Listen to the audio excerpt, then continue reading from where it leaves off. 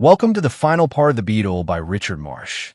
Over the past 3 books, we have witnessed hypnotic terror, hidden pasts, and sinister forces at play. Now, in Book 4, The Crystal Gazer, the truth will finally be revealed. But beware, the ending may not be what you expect. Book 4, In Pursuit. The conclusion of the matter is extracted from the casebook of the Honorable Augustus Champnell, confidential agent. Chapter 32. A New Client. On the afternoon of Friday, June 2nd, 18, I was entering in my casebook some memoranda having reference to the very curious matter of the Duchess of Datchet's deed box. It was about 2 o'clock. Andrews came in and laid a card upon my desk. On it was inscribed, Mr. Paul Lessingham. Show Mr. Lessingham in. Andrews showed him in. I was, of course, familiar with Mr. Lessingham's appearance, but it was the first time I had had with him any personal communication. He held out his hand to me. You are Mr. Champnell? I am.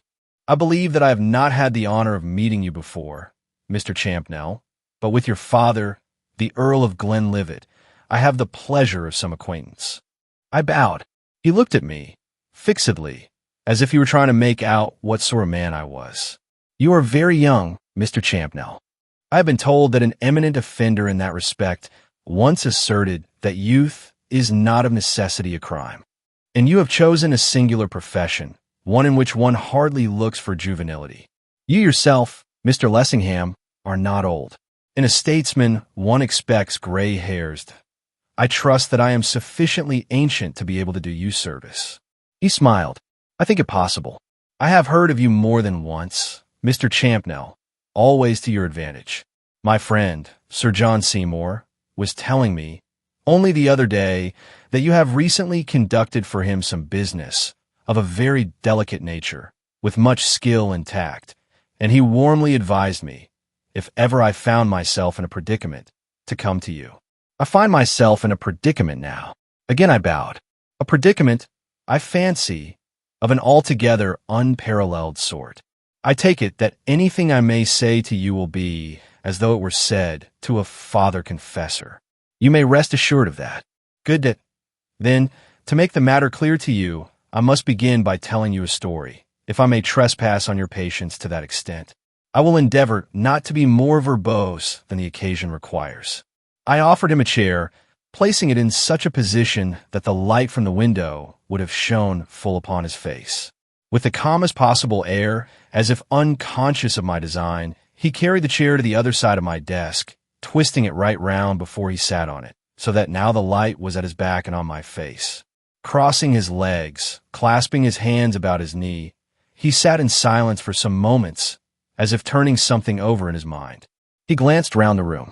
I suppose, Mr. Champnell, that some singular tales have been told in here. Some very singular tales indeed. I am never appalled by singularity. It is my normal atmosphere. And yet, I should be disposed to wager that you have never listened to so strange a story as that which I am about to tell you now. So astonishing, indeed, is the chapter in my life which I am about to open out to you, that I have more than once had to take myself to task and fit the incidents together with mathematical accuracy in order to assure myself of its perfect truth. He paused. There was about his demeanor that suggestion of reluctance which I not uncommonly discover in individuals who are about to take the skeletons from their cupboards and parade them before my eyes. His next remark seemed to point to the fact that he perceived what was passing through my thoughts. My position is not rendered easier by the circumstance that I am not of a communicative nature. I am not in sympathy with the spirit of the age, which craves for personal advertisement. I hold that the private life, even of a public man, should be held inviolate. I resent, with peculiar bitterness, the attempts of prying eyes to peer into matters which, as it seems to me, concern myself alone. You must, therefore, bear with me, Mr. Champnell, if I seem awkward in disclosing to you certain incidents in my career which I had hoped would continue locked in the secret depository of my own bosom, at any rate till I was carried to the grave. I am sure you will suffer me to stand excused if I frankly admit that it is only an irresistible chain of incidents which has constrained me to make of you a confidant. My experience tells me, Mr. Lessingham, that no one ever does come to me until they are compelled. In that respect, I am regarded as something worse even than a medical man. A wintry smile flitted across his features. It was clear that he regarded me as a good deal worse than a medical man. Presently, he began to tell me one of the most remarkable tales which even I had heard. As he proceeded, I understood how strong and how natural had been his desire for reticence. On the mere score of credibility, he must have greatly preferred to have kept his own counsel.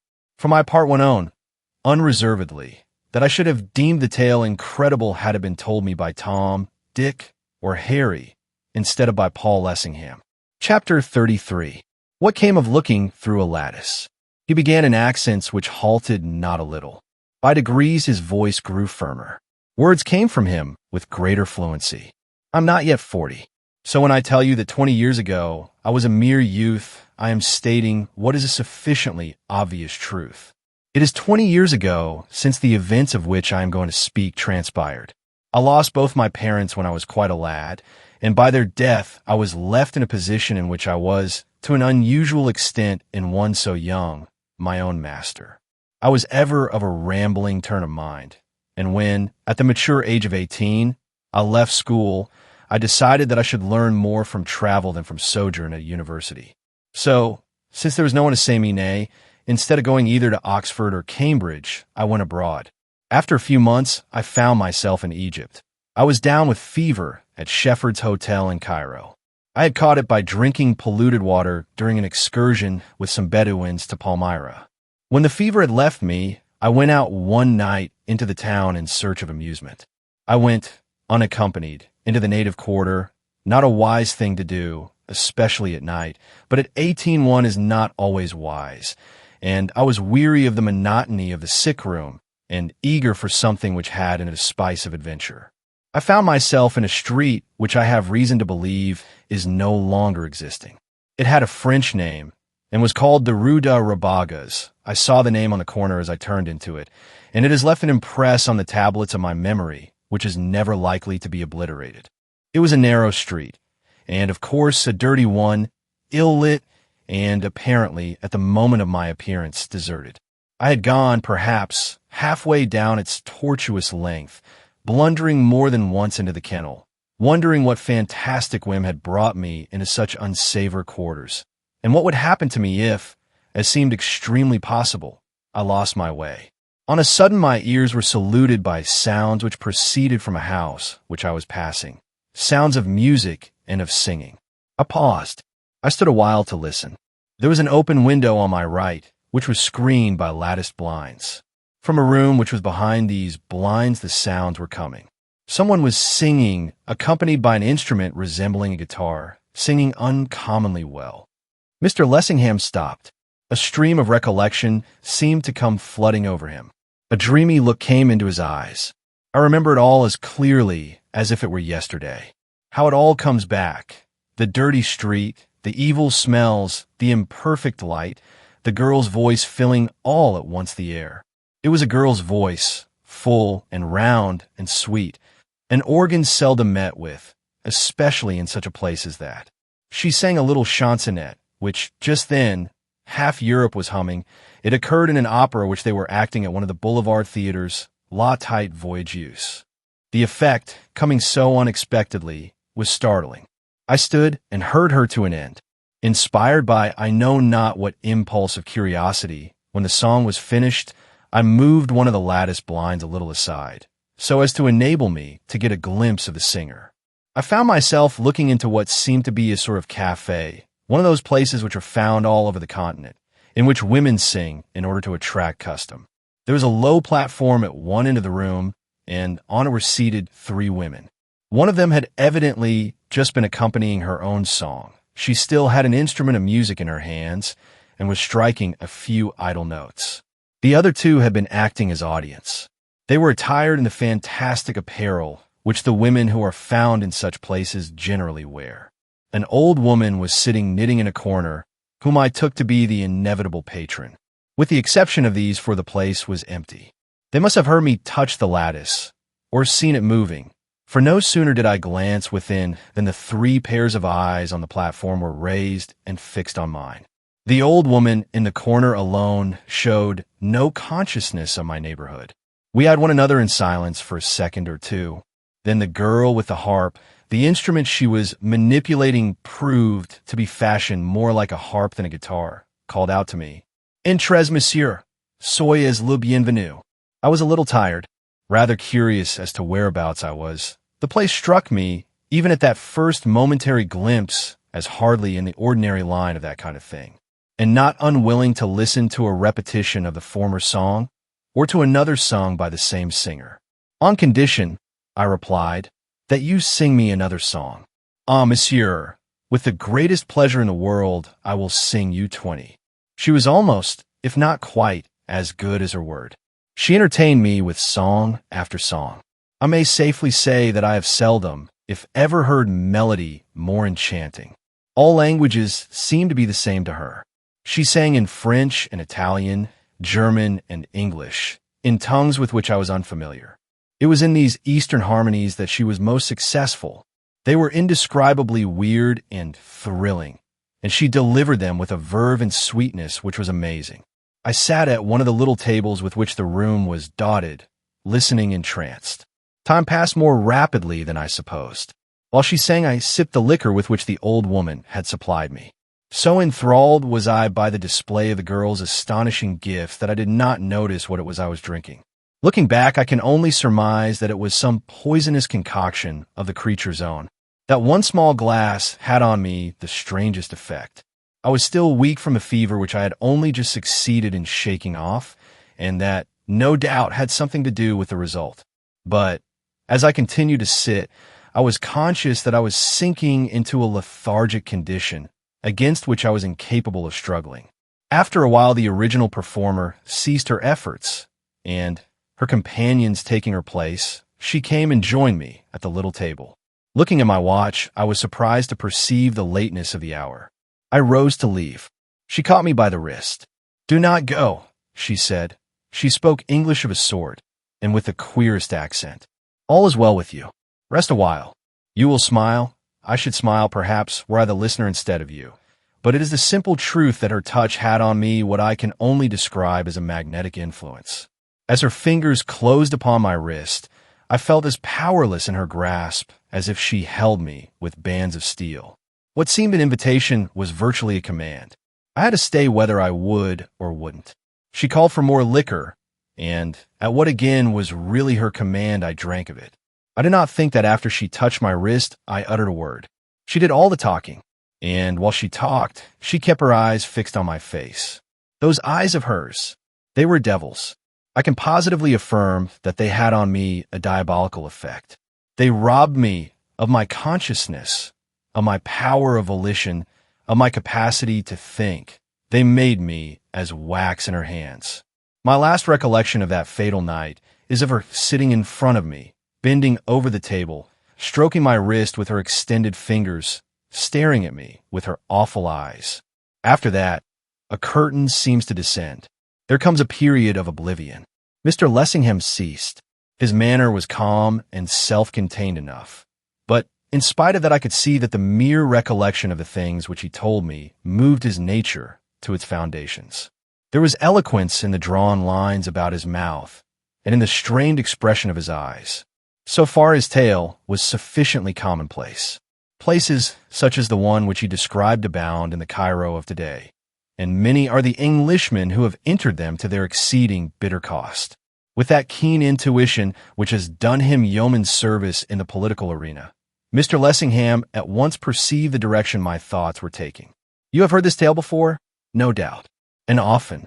The traps are many, and the fools and the unwary are not a few. The singularity of my experience is still to come. You must forgive me if I seem to stumble in the telling. I am anxious to present my case as baldly and with as little appearance of exaggeration as possible. I say with as little appearance, for some appearance of exaggeration, I fear, is unavoidable. My case is so unique and so out of the common run of our everyday experience that the plainest possible statement must smack of the sensational. As, I fancy, you have guessed, when understanding returned to me, I found myself in an apartment with which I was unfamiliar. I was lying undressed, on a heap of rugs in a corner of a low-pitched room, which was furnished in a fashion which, when I grasped the details, filled me with amazement. By my side knelt the woman of the songs. Leaning over, she wooed my mouth with kisses. I cannot describe to you the sense of horror and of loathing with which the contact of her lips oppressed me.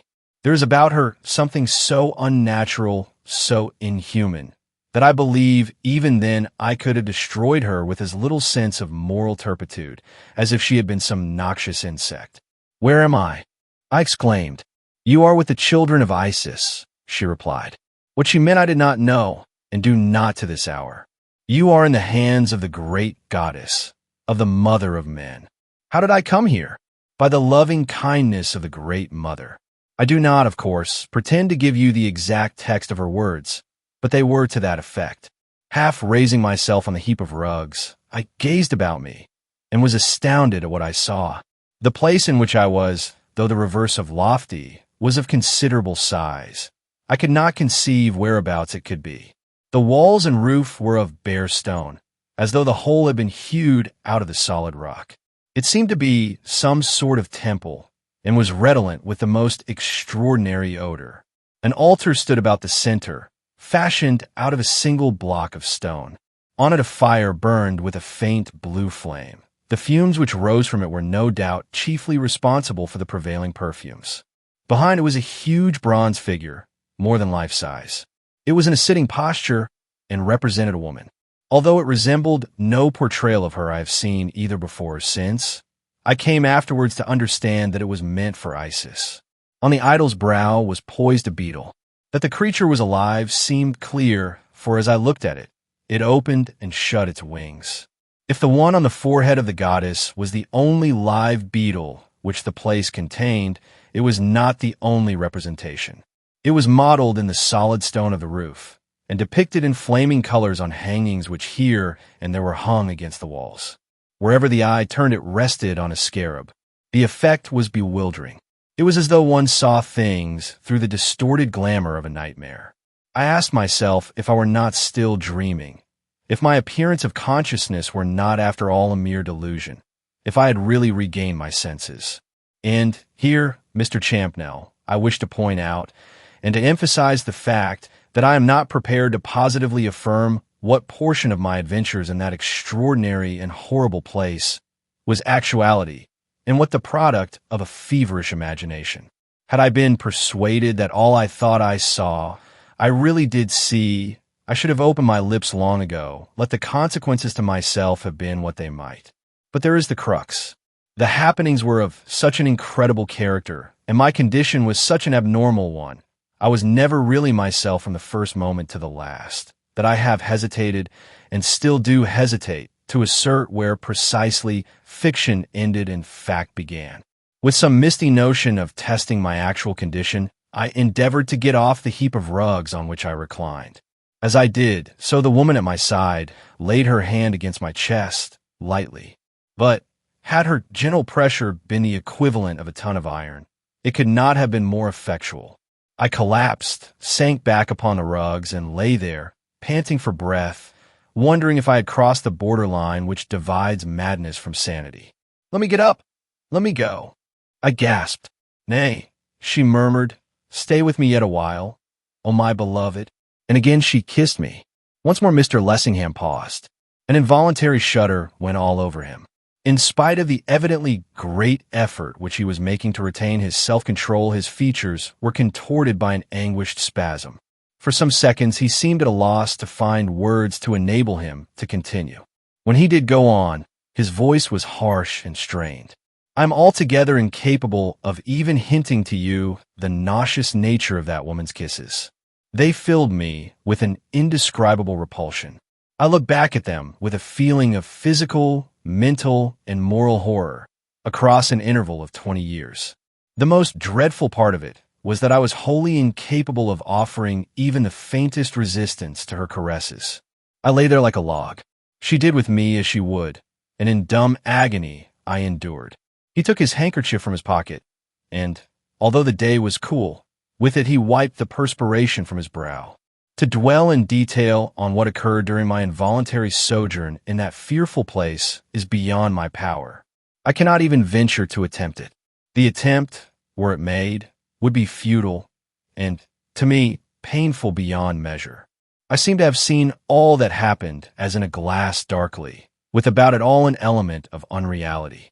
As I have already remarked, the things which revealed themselves, dimly, to my perception, seemed too bizarre, too hideous to be true. It was only afterwards, when I was in a position to compare dates, that I was enabled to determine what had been the length of my imprisonment. It appears that I was in that horrible den more than 2 months, 2 unspeakable months. And the whole time there were comings and goings, a phantasmagoric array of eerie figures continually passed to and fro before my hazy eyes. What I judged to have been religious services took place, in which the altar, the bronze image, and the beetle on its brow figure largely. Not only were they conducted with a bewildering confusion of mysterious rites, but, if my memory is in the least degree trustworthy, they were orgies of nameless horrors. I seem to have seen things take place at them at the mere thought of which the brain reels and trembles. Indeed, it is in connection with the cult of the obscene deity to whom these wretched creatures paid their scandalous vows that my most awful memories seem to have been associated. It may have been, I hope it was, a mirage born of my half-delirious state, but it seemed to me that they offered human sacrifices. When Mr. Lessingham said this, I pricked up my ears.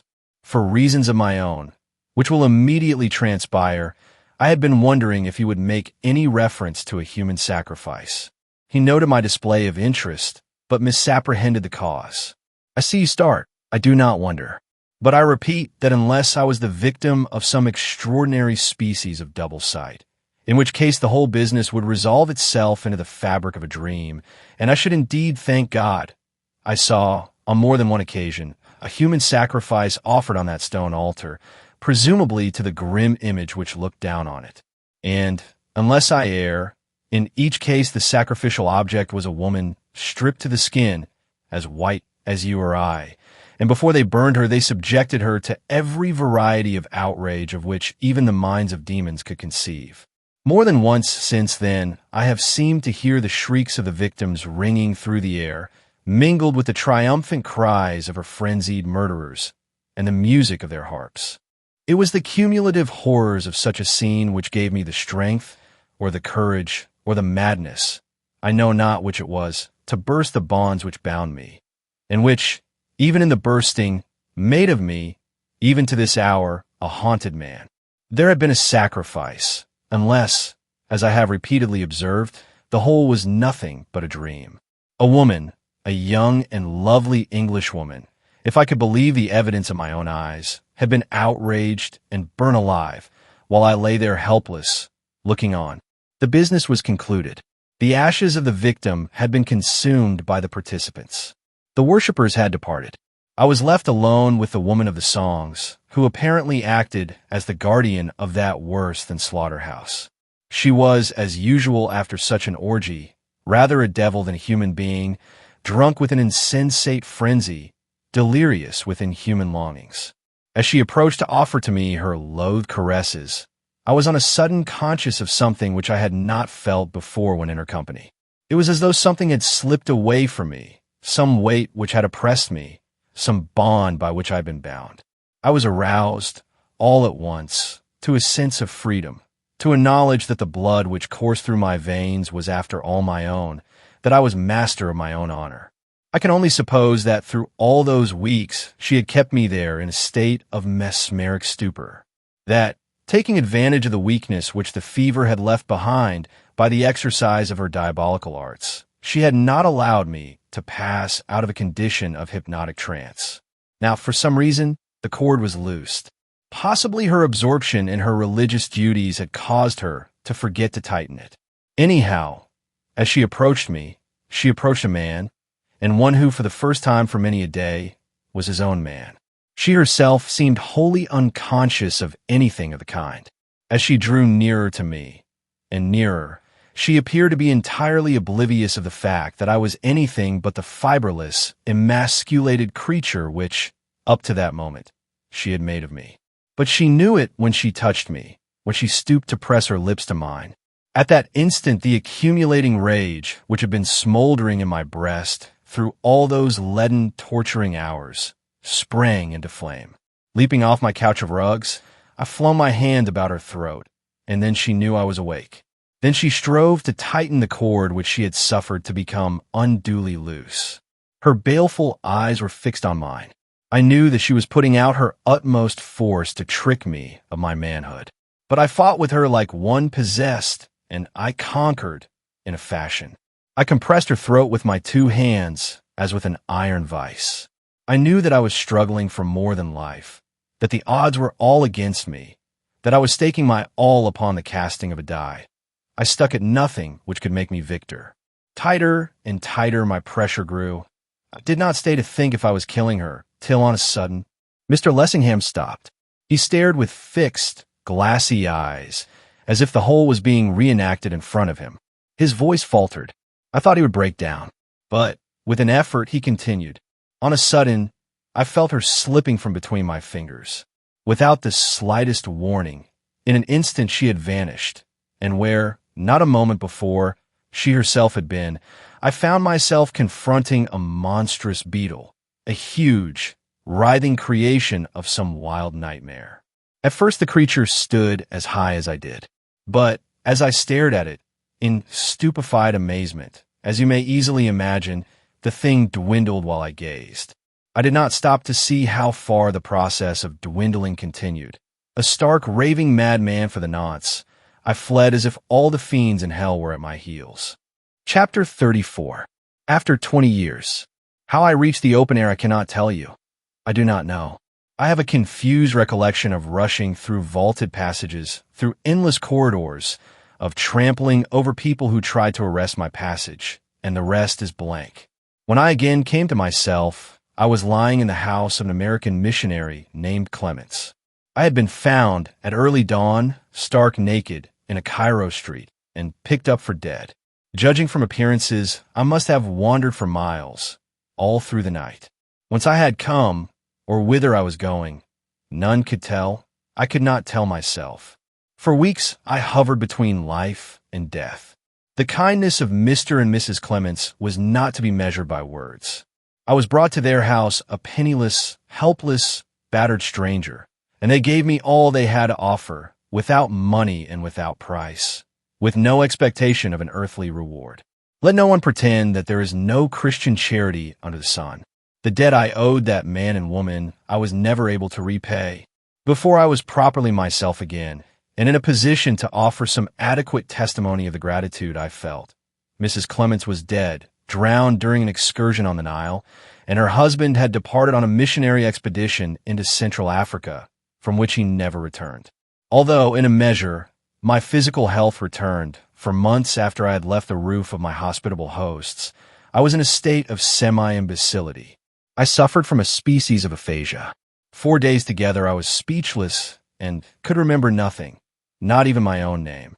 And when that stage had passed, and I began to move more freely among my fellows, for years I was but a wreck of my former self. I was visited at all hours of the day and night by frightful, I know not whether to call them visions. They were real enough to me, but since they were visible to no one but myself, perhaps that is the word which best describes them.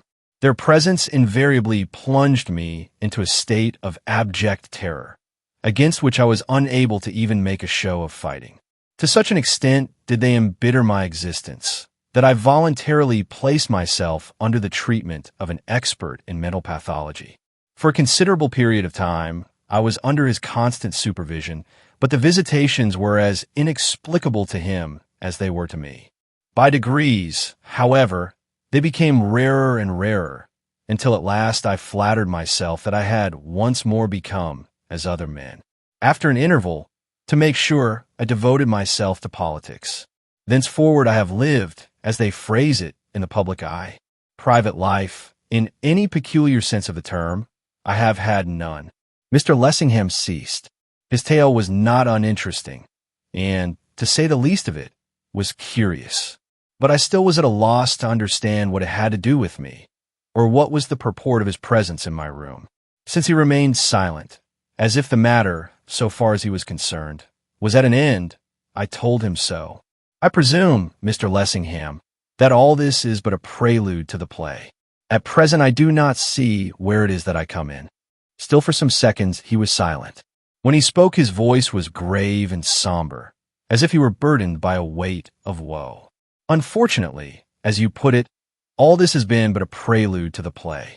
Were it not so, I should not now stand in such pressing want of the services of a confidential agent, that is, of an experienced man of the world, who has been endowed by nature with phenomenal perceptive faculties, and in whose capacity and honor I can place the completest confidence. I smiled. The compliment was a pointed one. I hope your estimate of me is not too high. I hope not, for my sake, as well as for your own. I have heard great things of you. If ever man stood in need of all that human skill and acumen can do for him, I certainly am he. His words aroused my curiosity. I was conscious of feeling more interested than heretofore. I would do my best for you. Man could do no more. Only give my best a trial. I will. At once. He looked at me long and earnestly. Then, leaning forward, he said, lowering his voice perhaps unconsciously, "The fact is, Mr. Champnell, that quite recently events have happened which threaten to bridge the chasm of 20 years and to place me face to face with that plague spot of the past. At this moment, I stand in imminent peril of becoming again the wretched thing I was when I fled from that den of all the devils. It is to guard me against this that I have come to you. I want you to unravel the tangled thread which threatens to drag me to my doom, and when unraveled, to sunder it, forever, if God wills, in twain. Explain. To be frank, for the moment I thought him mad." He went on. 3 weeks ago, when I returned late one night from a sitting in the House of Commons, I found on my study table a sheet of paper on which there was a representation, marvelously like, of the creature into which, as it seemed to me, the woman of the songs was transformed as I clutched her throat between my hands. The mere sight of it brought back one of those visitations of which I have told you, and which I thought I had done with forever. I was convulsed by an agony of fear, thrown into a state approximating to a paralysis both of mind and body. But why? I cannot tell you. I only know that I have never dared to allow my thoughts to recur to that last dread scene, lest the mere recurrence should drive me mad. What was this you found upon your study table? Merely a drawing? It was a representation, produced by what process I cannot say, which was so wonderfully, so diabolically like the original that for a moment I thought the thing itself was on my table. Who put it there? That is precisely what I wish you to find out, what I wish you to make it your instant business to ascertain. I have found the thing, under similar circumstances on 3 separate occasions, on my study table, and each time it has had on me the same hideous effect. Each time after you have returned from a late sitting in the House of Commons. Exactly. Where are these? What shall I call them? Delineations. That again I cannot tell you. What do you mean? What I say. Each time, when I recovered, the thing had vanished. Sheet of paper and all. Apparently, though on that point I could not be positive. You will understand that my study table is apt to be littered with sheets of paper, and I could not absolutely determine that the thing had not stared at me from one of those. The delineation itself, to use your word, certainly had vanished. I began to suspect that this was a case rather for a doctor than for a man of my profession, and hinted as much. Don't you think it is possible, Mr. Lessingham, that you have been overworking yourself, that you have been driving your brain too hard, and that you have been the victim of an optical delusion? I thought so myself. I may say that I almost hope so. But wait till I have finished. You will find that there is no loophole in that direction. He appeared to be recalling events in their due order. His manner was studiously cold, as if he were endeavoring, despite the strangeness of his story, to impress me with the literal accuracy of each syllable he uttered. The night before last, on returning home, I found in my study a stranger. A stranger? Yes, in other words, a burglar. A burglar? I see it go on. He had paused. His demeanor was becoming odder and odder. On my entry, he was engaged in forcing an entry into my bureau. I need hardly say that I advanced to seize him. But I could not. You cannot. How do you mean you could not? I mean simply what I say. You must understand that this was no ordinary felon. Of what nationality he was I cannot tell you. He only uttered 2 words, and they were certainly in English, but apart from that he was dumb. He wore no covering on his head or feet.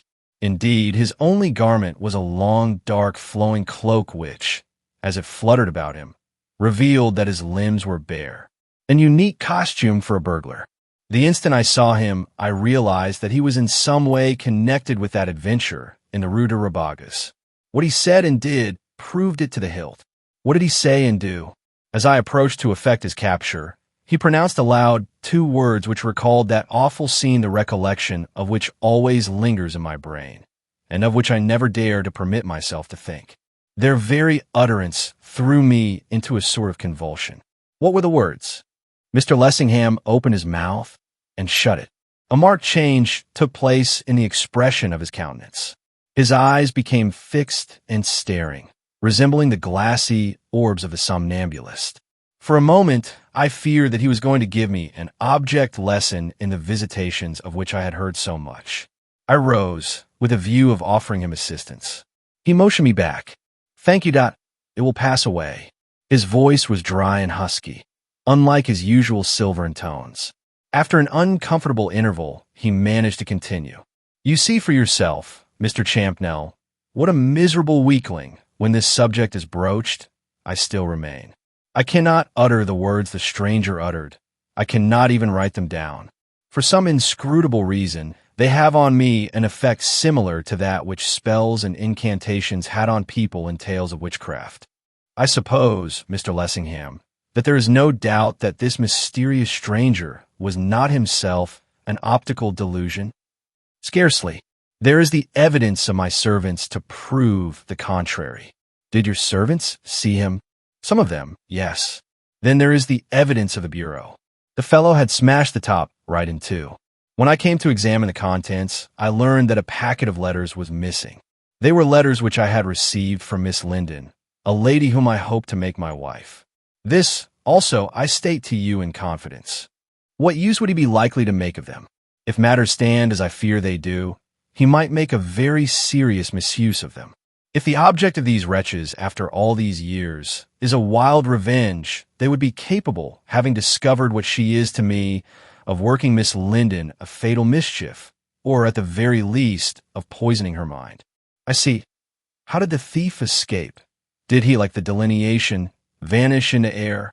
He escaped by the much more prosaic method of dashing through the drawing-room window and clambering down from the veranda into the street, where he ran right into someone's arms.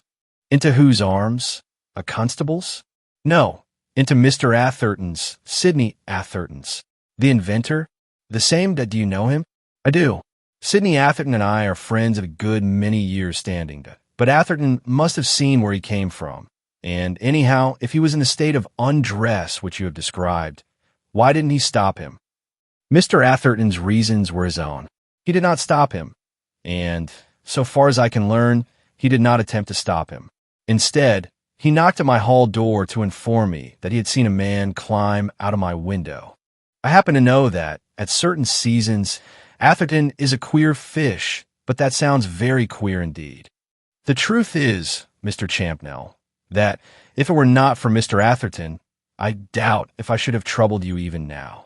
The accident of his being an acquaintance of yours makes my task easier. He drew his chair closer to me with an air of briskness which had been foreign to him before. For some reason, which I was unable to fathom, the introduction of Atherton's name seemed to have enlivened him. However, I was not long to remain in darkness. In half a dozen sentences, he threw more light on the real cause of his visit to me than he had done in all that had gone before. His bearing, too, was more businesslike and to the point. For the first time I had some glimmerings of the politician, alert, keen, eager, as he is known to all the world. Mr. Atherton, like myself, has been a postulant for Miss Linden's hand. Because I have succeeded where he has failed, he has chosen to be angry. It seems that he has had dealings, either with my visitor of Tuesday night, or with some other his acquaintance, and he proposes to use what he has gleaned from him to the disadvantage of my character. I have just come from Mr. Atherton. From hints he dropped, I conclude that, probably during the last few hours, he has had an interview with someone who is connected in some way with that lurid patch in my career. That this person made so-called revelations, which were nothing but a series of monstrous lies, and these so-called revelations Mr. Atherton has threatened, in so many words, to place before Miss Linden. That is an eventuality which I wish to avoid. My own conviction is that there is at this moment in London an emissary from that den in the whilom Rue de Rabagas. For all I know, it may be the woman of the songs herself. Whether the sole purport of this individual's presence is to do me injury, I am, as yet, in no position to say, but that it is proposed to work me mischief, at any rate, by the way, is plain. I believe that Mr. Atherton knows more about this person's individuality and whereabouts than he has been willing, so far, to admit. I want you, therefore, to ascertain these things on my behalf, to find out what and where this person is, to drag her, or him, out into the light of day. In short, I want you to effectually protect me from the terrorism which threatens once more to overwhelm my mental and my physical powers, which bids fair to destroy my intellect, my career, my life, my all. What reason have you for suspecting that Mr. Atherton has seen this individual of whom you speak? Has he told you so? Practically, yes. I know Atherton well. In his not infrequent moments of excitement, he is apt to use strong language, but it goes no further. I believe him to be the last person in the world to do anyone an intentional injustice, under any circumstances whatever. If I go to him, armed with credentials from you, when he understands the real gravity of the situation, which it will be my business to make him do, I believe that, spontaneously, of his own accord, he will tell me as much about this mysterious individual as he knows himself. Then go to him at once. Good. I will. The result I will communicate to you. I rose from my seat. As I did so, someone rushed into the outer office with a din and a clatter. Andrew's voice, and another, became distinctly audible. Andrew's apparently raised in vigorous expostulation. Raised, seemingly, in vain, for presently the door of my own particular sanctum was thrown open with a crash, and Mr. Sidney Atherton himself came dashing in, evidently conspicuously under the influence of one of those not infrequent moments of excitement of which I had just been speaking. Chapter 35. A Bringer of Tidings. Atherton did not wait to see who might or might not be present, but, without even pausing to take breath, he broke into full cry on the instant, as is occasionally his wont. Champnell, thank goodness I found you in.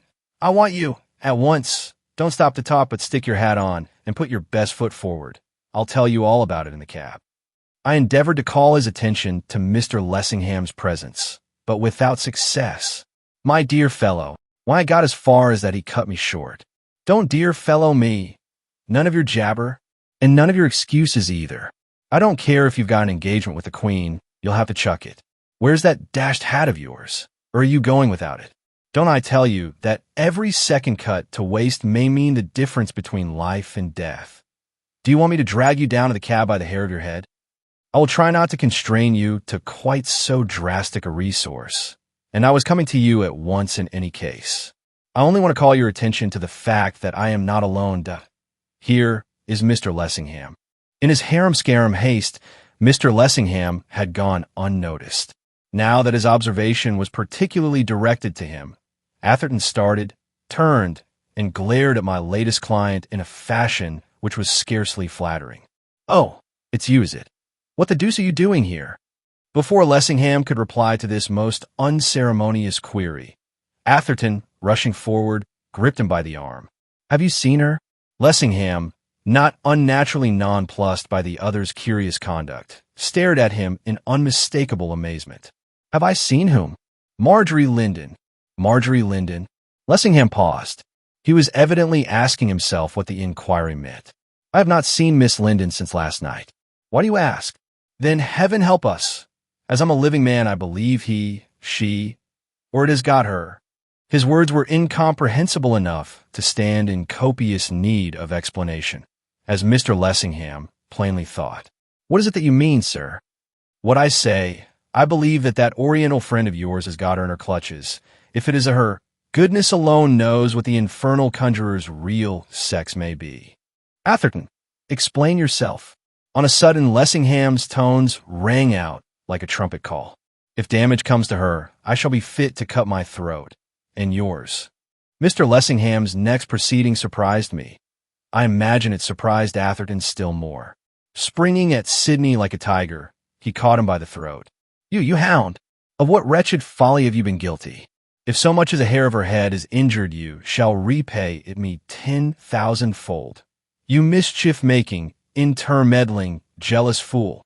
He shook Sidney as if he had been a rat, then flung him from him headlong onto the floor. It reminded me of nothing so much as Othello's treatment of Iago. Never had I seen a man so transformed by rage. Lessingham seemed to have positively increased in stature. As he stood, glowering down at the prostrate Sidney, he might have stood for a materialistic conception of human retribution. Sidney, I take it, was rather surprised than hurt. For a moment or two, he lay quite still.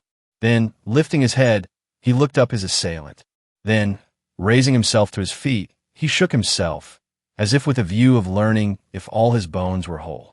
Putting his hands up to his neck, he rubbed it gently, and he grinned. By God, Lessingham, there's more in you than I thought. After all, you're a man. There's some holding power in those wrists of yours. They've nearly broken my neck. When this business is finished, I should like to put on the gloves with you and fight it out. You're clean wasted upon politics. Damn it, man, give me your hand. Mr. Lessingham did not give him his hand. Atherton took it and gave it a hearty shake with both of his. If the first paroxysm of his passion had passed, Lessingham was still sufficiently stern. Be so good as not to trifle, Mr. Atherton. If what you say is correct, and the wretch to whom you allude really has Miss Linden at her mercy, then the woman I love, and whom you also pretend to love, stands in imminent peril not only of a ghastly death, but of what is infinitely worse than death. The deuce she does. Atherton wheeled round towards me. Champnell, haven't you got that dashed hat of yours yet? Don't stand there like a tailor's dummy, keeping me on tenterhooks. Move yourself. I'll tell you all about it in the cab. And, Lessingham, if you'll come with us, I'll tell you too. Chapter 36. What the tidings were. 3 in a hansom cab is not, under all circumstances, the most comfortable method of conveyance. When one of the trio happens to be Sidney Atherton in one of his moments of excitement, it is distinctly the opposite, as on that occasion, Mr. Lessingham and I both quickly found. Sometimes he sat on my knees, sometimes on Lessingham's, and frequently, when he unexpectedly stood up and all but precipitated himself onto the horse's back on nobody's. In the eagerness of his gesticulations, first he knocked off my hat, then he knocked off Lessingham's, then his own, then all 3 together. Once his own hat rolling into the mud, he sprang into the road, without previously going through the empty form of advising the driver of his intention to pick it up. When he turned to speak to Lessingham, he thrust his elbow into my eye, and when he turned to speak to me, he thrust it into Lessingham's. Never, for one solitary instant, was he at rest, or either of us at ease. The wonder is that the gymnastics in which he incessantly indulged did not sufficiently attract public notice to induce a policeman to put at least a momentary period to our progress. Had speed not been of primary importance, I should have insisted on the transference of the expedition to the somewhat wider limits of a four-wheeler. His elucidation of the causes of his agitation was apparently more comprehensible to Lessingham than it was to me. I had to piece this and that together under considerable difficulties. By degrees, I did arrive at something like a clear notion of what had actually taken place. He commenced by addressing Lessingham and thrusting his elbow into my eye. "Did Marjorie tell you about the fellow she found in the street?" Up went his arm to force the trapdoor open overhead, and off went my hat. "Now then, William Henry, let her go. If you kill the horse, I'll buy you another." We were already going much faster than, legally, we ought to have done, but that, seemingly to him, was not a matter of the slightest consequence. Lessingham replied to his inquiry. "She did not. You know the fellow I saw coming out of your drawing-room window?" "Yes." "Well, Marjorie found him the morning after in front of her breakfast room window in the middle of the street. Seems he'd been wandering about all night, unclothed, in the rain and the mud, and all the rest of it, in a condition of hypnotic trance. Who is the gentleman you are alluding to? Says his name's Holt, Robert Holt. Holt? Is he an Englishman? Very much so. City cool driver out of shop. Stony broke, absolutely. Got the chuck from the casual ward. Wouldn't let him in. House full, and that sort of thing. Poor devil. Pretty passes you politicians bring men to. Are you sure? Of what? Are you sure that this man, Robert Holt, is the same person whom, as you put it, you saw coming out of my drawing room window? Sure. Of course I'm sure. Think I didn't recognize him? Besides, there was the man's own tale, owned to it himself, besides all the rest which sent one rushing Fulham way. You must remember, Mr. Atherton, that I am wholly in the dark as to what has happened. What has the man, Holt, to do with the errand on which we are bound? Am I not coming to it? If you let me tell the tale in my own way, I should get there in less than no time, but you will keep on cutting in. How the deuce do you suppose Champnell is to make head or tail of the business if you will persist in interrupting? Marjorie took the beggar in. He told his tale to her. She sent for me. That was just now. Caught me on the steps after I had been lunching with Dora Grayling. Holt redished his yarn. I smelled a rat. Saw that a connection possibly existed between the thief who'd been playing confounded conjuring tricks off onto me and this interesting party down Fulham Way. What party down Fulham Way? This friend of Holt's. Am I not telling you? There you are, you see. Won't let me finish.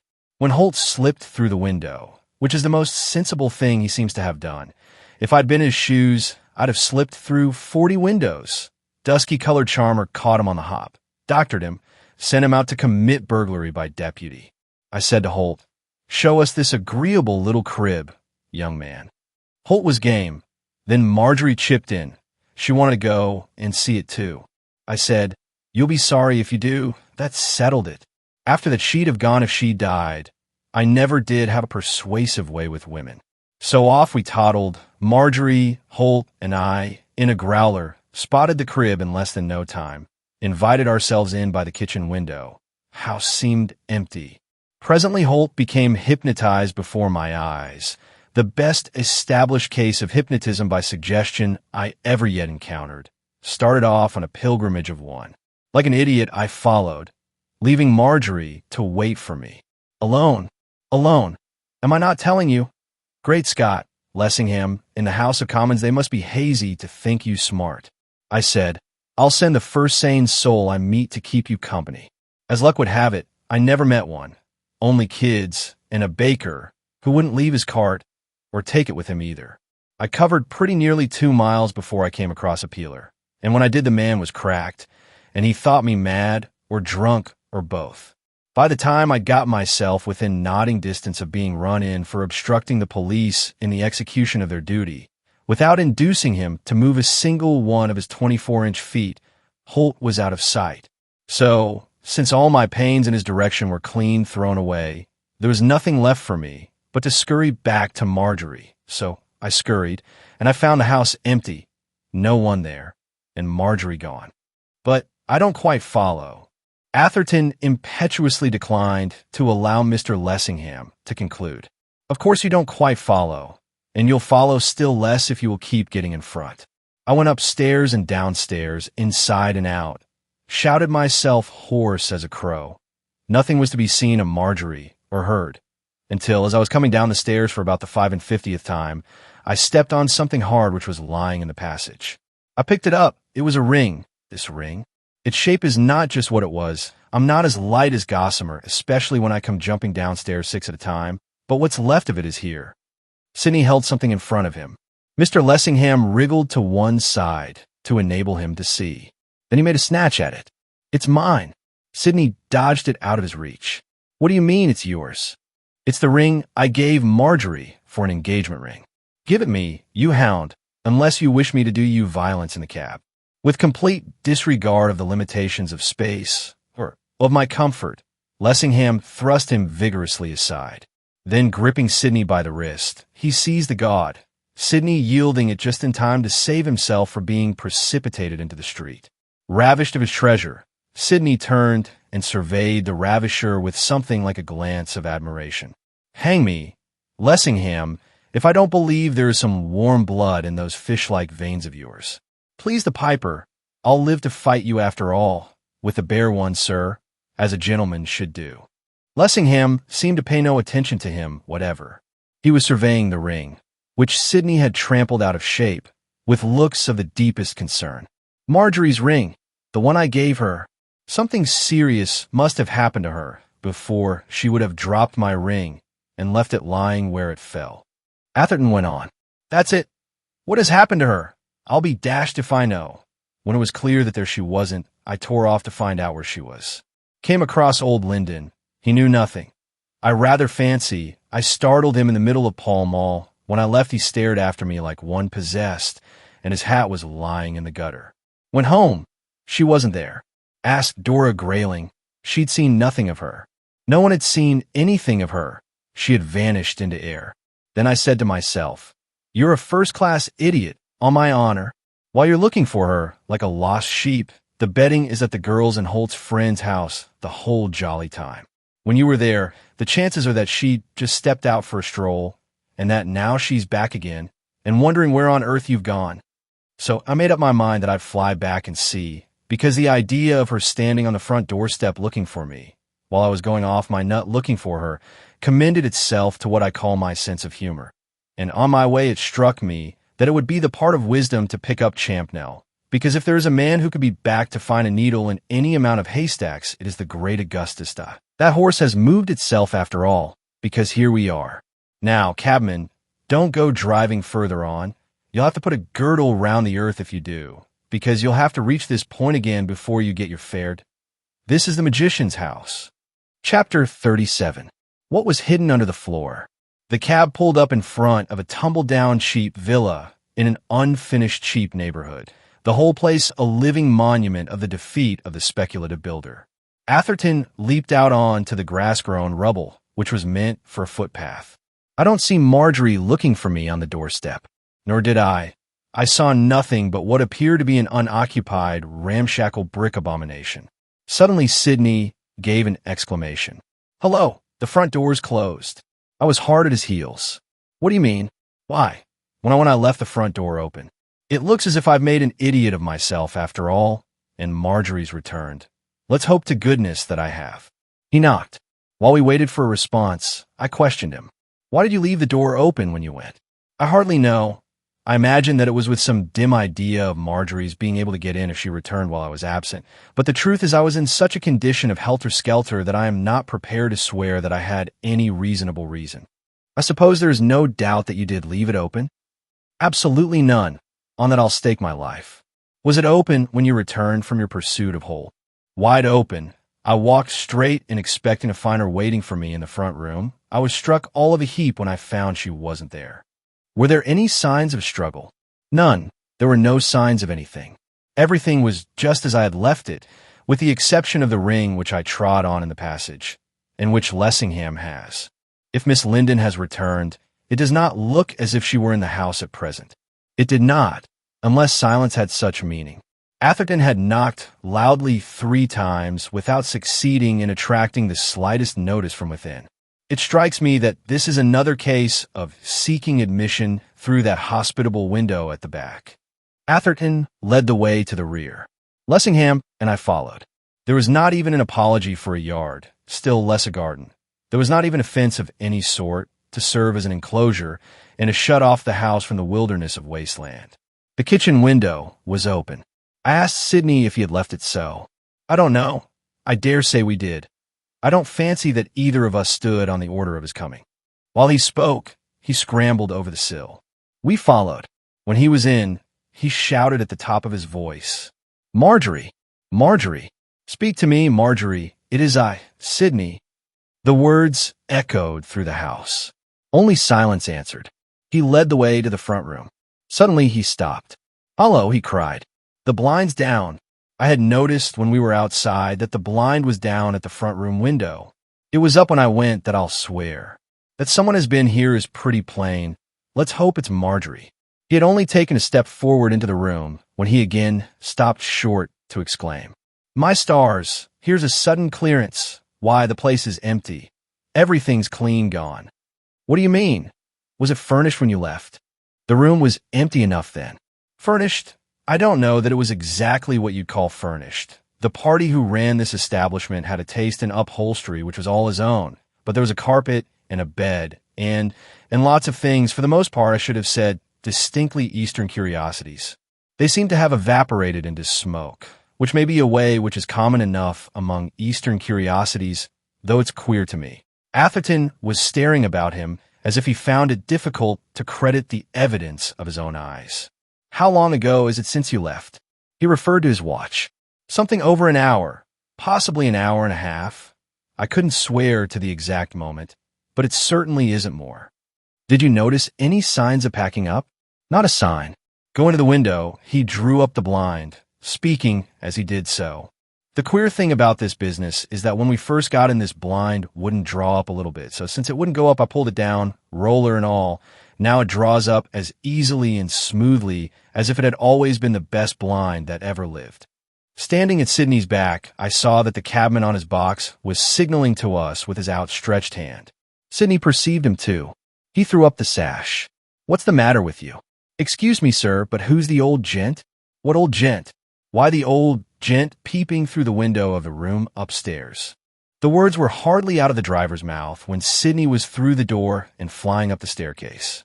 I followed rather more soberly. His methods were a little too flighty for me.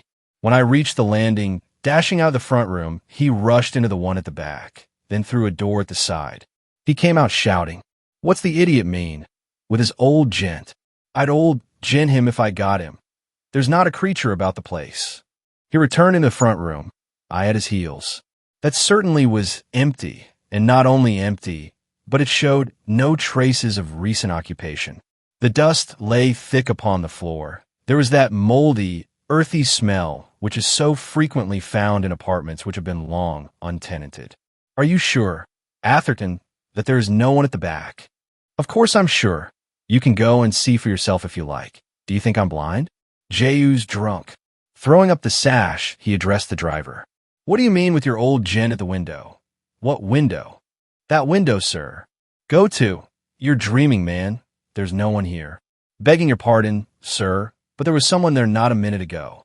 "Imagination, cabman, the slant of the light on the glass, or your eyesight's defective." "Excuse me, sir, but it's not my imagination, and my eyesight's as good as any man's in England. And as for the slant of the light on the glass, there ain't much glass for the light to slant on. I saw him peeping through that bottom broken pane on your left hand as plainly as I see you. He must be somewhere about. He can't have got away. He's at the back. Ain't there a cupboard, nor nothing where he could hide?" The cabman's manner was so extremely earnest that I went myself to see. There was a cupboard on the landing, but the door of that stood wide open, and that obviously was bare. The room behind was small, and despite the splintered glass in the window frame, stuffy. Fragments of glass kept company with the dust on the floor, together with a choice collection of stones, brickbats, and other missiles, which not improbably were the cause of their being there. In the corners stood a cupboard, but a momentary examination showed that that was as bare as the other. The door at the side, which Sidney had left wide open, opened onto a closet, and that was empty. I glanced up. There was no trap door which led to the roof. No practicable nook or cranny in which a living being could lie concealed was anywhere at hand. I returned to Sidney's shoulder to tell the cabman so. "There is no place in which anyone could hide, and there is no one in either of the rooms. You must have been mistaken, driver." The man waxed wroth. "Don't tell me. How could I come to think I saw something when I didn't? One's eyes are apt to play us tricks. How could you see what wasn't there?" "That's what I want to know. As I drove up, before you told me to stop, I saw him looking through the window, the one at which you are. He'd got his nose glued to the broken pane, and was staring as hard as he could stare.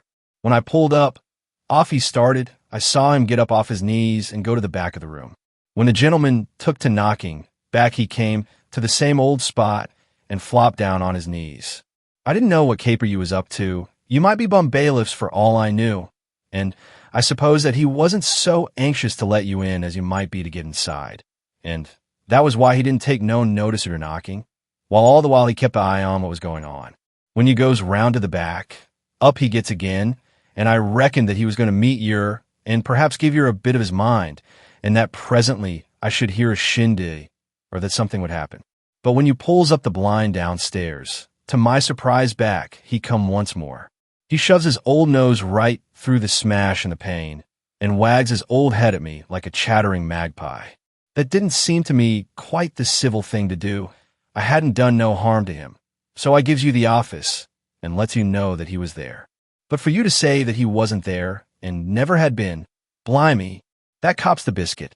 If he wasn't there, all I can say is I ain't here, and my 'orse ain't here, and my cab ain't neither. Damn it, the house ain't here, and nothing ain't.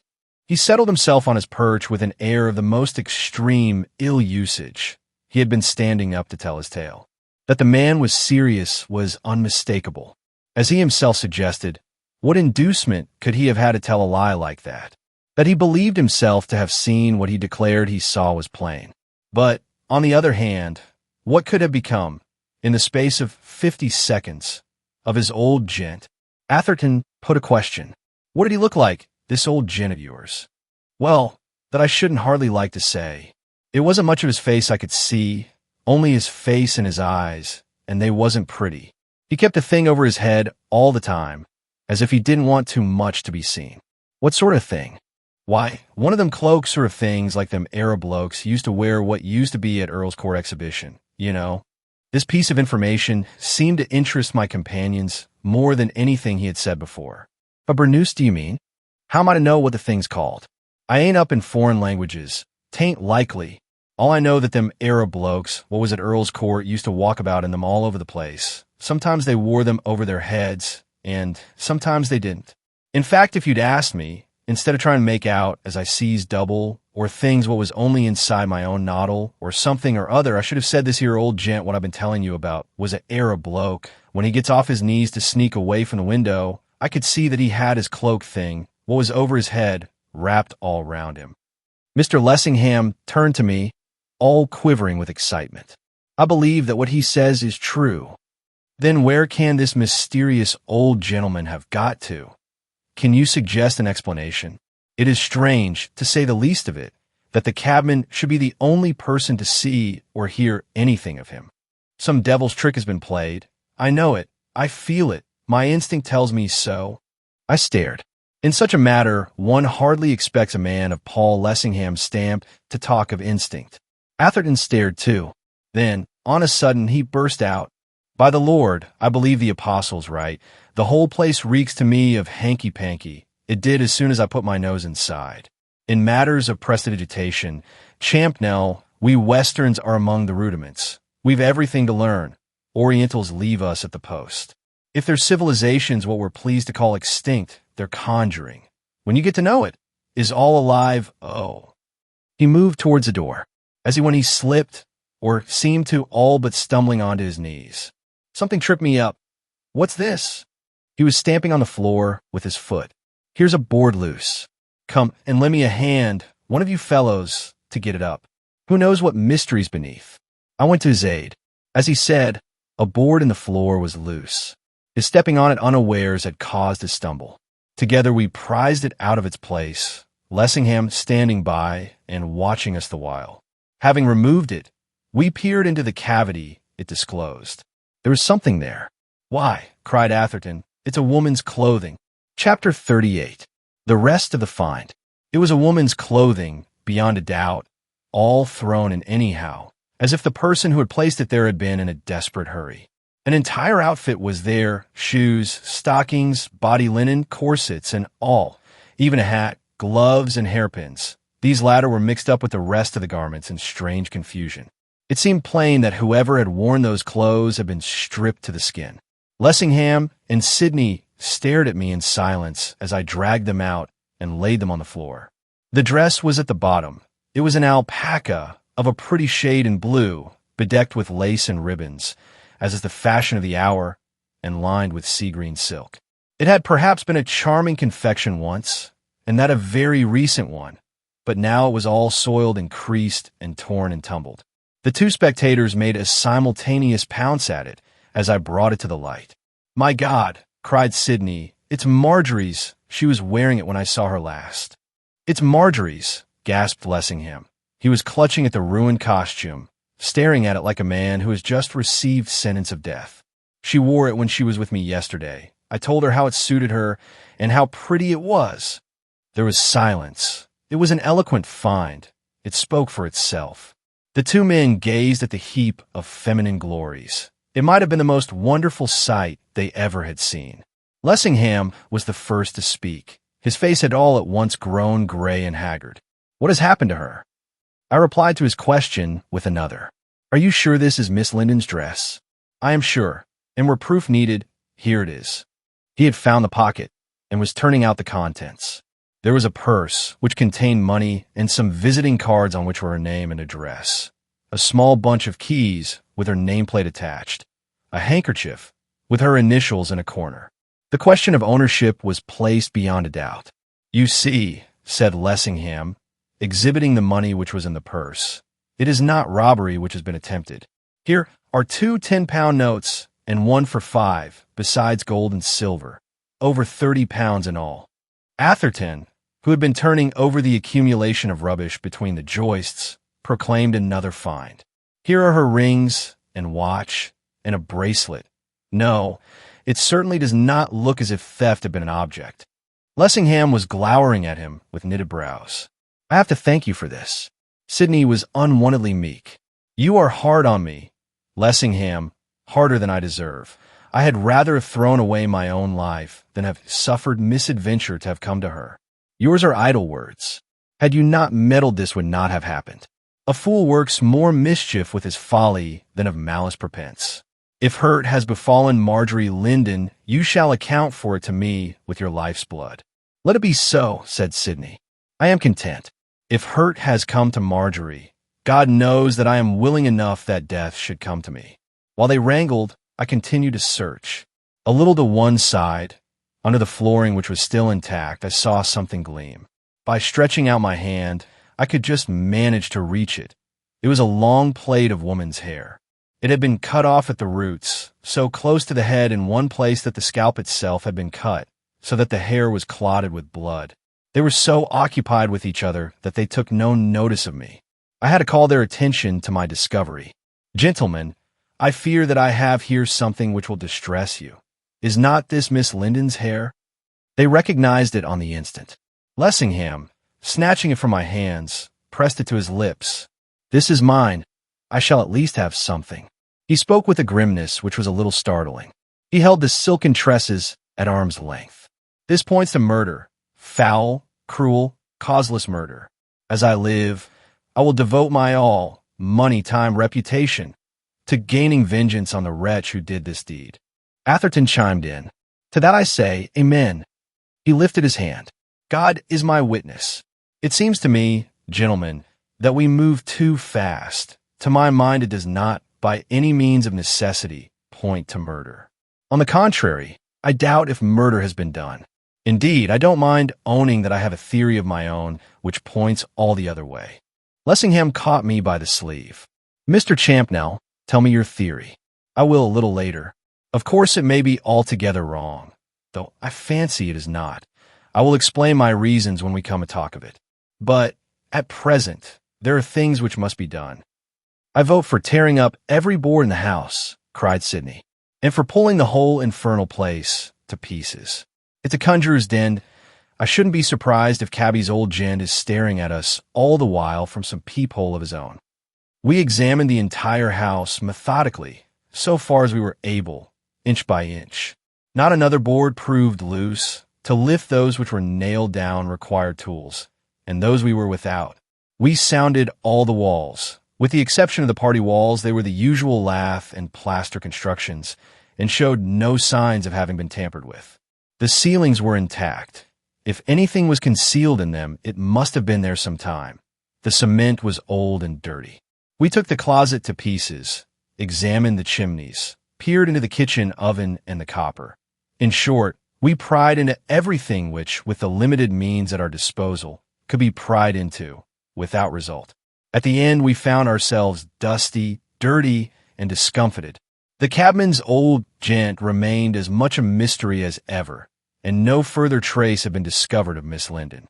Atherton made no effort to disguise his chagrin. Now what's to be done? There seems to be just nothing in the place at all, and yet that there is, and that it's the key to the whole confounded business, I should be disposed to swear. In that case, I would suggest that you should stay and look for it. The cabman can go and look for the requisite tools, or a workman to assist you, if you like. For my part, it appears to me that evidence of another sort is, for the moment, of paramount importance, and I propose to commence my search for it by making a call at the house which is over the way. I had observed on our arrival that the road only contained 2 houses which were in anything like a finished state, that which we were in, and another some 50 or 60 yards further down on the opposite side. It was to this I referred. The twain immediately proffered their companionship. "I will come with you," said Mr. Lessingham. "And I," echoed Sidney, "will leave this sweet homestead in charge of the cabman. I'll pull it to pieces afterwards." He went out and spoke to the driver. "Cabby, we're going to pay a visit to the little crib over there. You keep an eye on this one. And if you see a sign of anyone being about the place, living or dead, or anyhow, you give me a yell. I shall be on the lookout, and I'll be with you before you can say Jack Robinson. You bet I'll yell. I'll raise the hair right off you." The fellow grinned. "But I don't know if you gents are hiring me by the day. I want to change my horse. He ought to have been in his stable a couple of hours ago." "Never mind your horse. Let him rest a couple of hours extra tomorrow to make up for those he has lost today. I'll take care you don't lose anything by this little job, or your horse either. By the way, look here, this will be better than yelling." Taking a revolver out of his trousers pocket, he handed it up to the grinning driver. "If that old gent of yours does appear, you have a pop at him. I shall hear that easier than a yell. You can put a bullet through him if you like. I give you my word it won't be murder." "I don't care if it is," declared the cabman, handling the weapon like one who was familiar with arms of precision. "I used to fancy my revolver shooting when I was with the colors. And if I do get a chance, I'll put a shot through the old hunks, if only to prove to you that I'm no liar." Whether the man was in earnest or not I could not tell, nor whether Atherton meant what he said in answer. "If you shoot him, I'll give you £50. "All right." The driver laughed. "I'll do my best to earn that 50. Chapter 39. Miss Louisa Coleman. That the house over the way was tenanted was plain to all the world. At least one occupant sat gazing through the window of the first-floor front room. An old woman in a cap, one of those large old-fashioned caps which our grandmothers used to wear, tied with strings under the chin. It was a bow window, and as she was seated in the bay looking right in our direction, she could hardly have failed to see us as we advanced. Indeed, she continued to stare at us all the while with placid calmness. Yet I knocked once, twice, and yet again without the slightest notice being taken of my summons. Sidney gave expression to his impatience in his own peculiar vein. Knockers in this part of the world seem intended for ornament only. Nobody seems to pay any attention to them when they're used. The old lady upstairs must be either deaf or dotty. He went out into the road to see if she still was there. She's looking at me as calmly as you please. What does she think we're doing here, I wonder?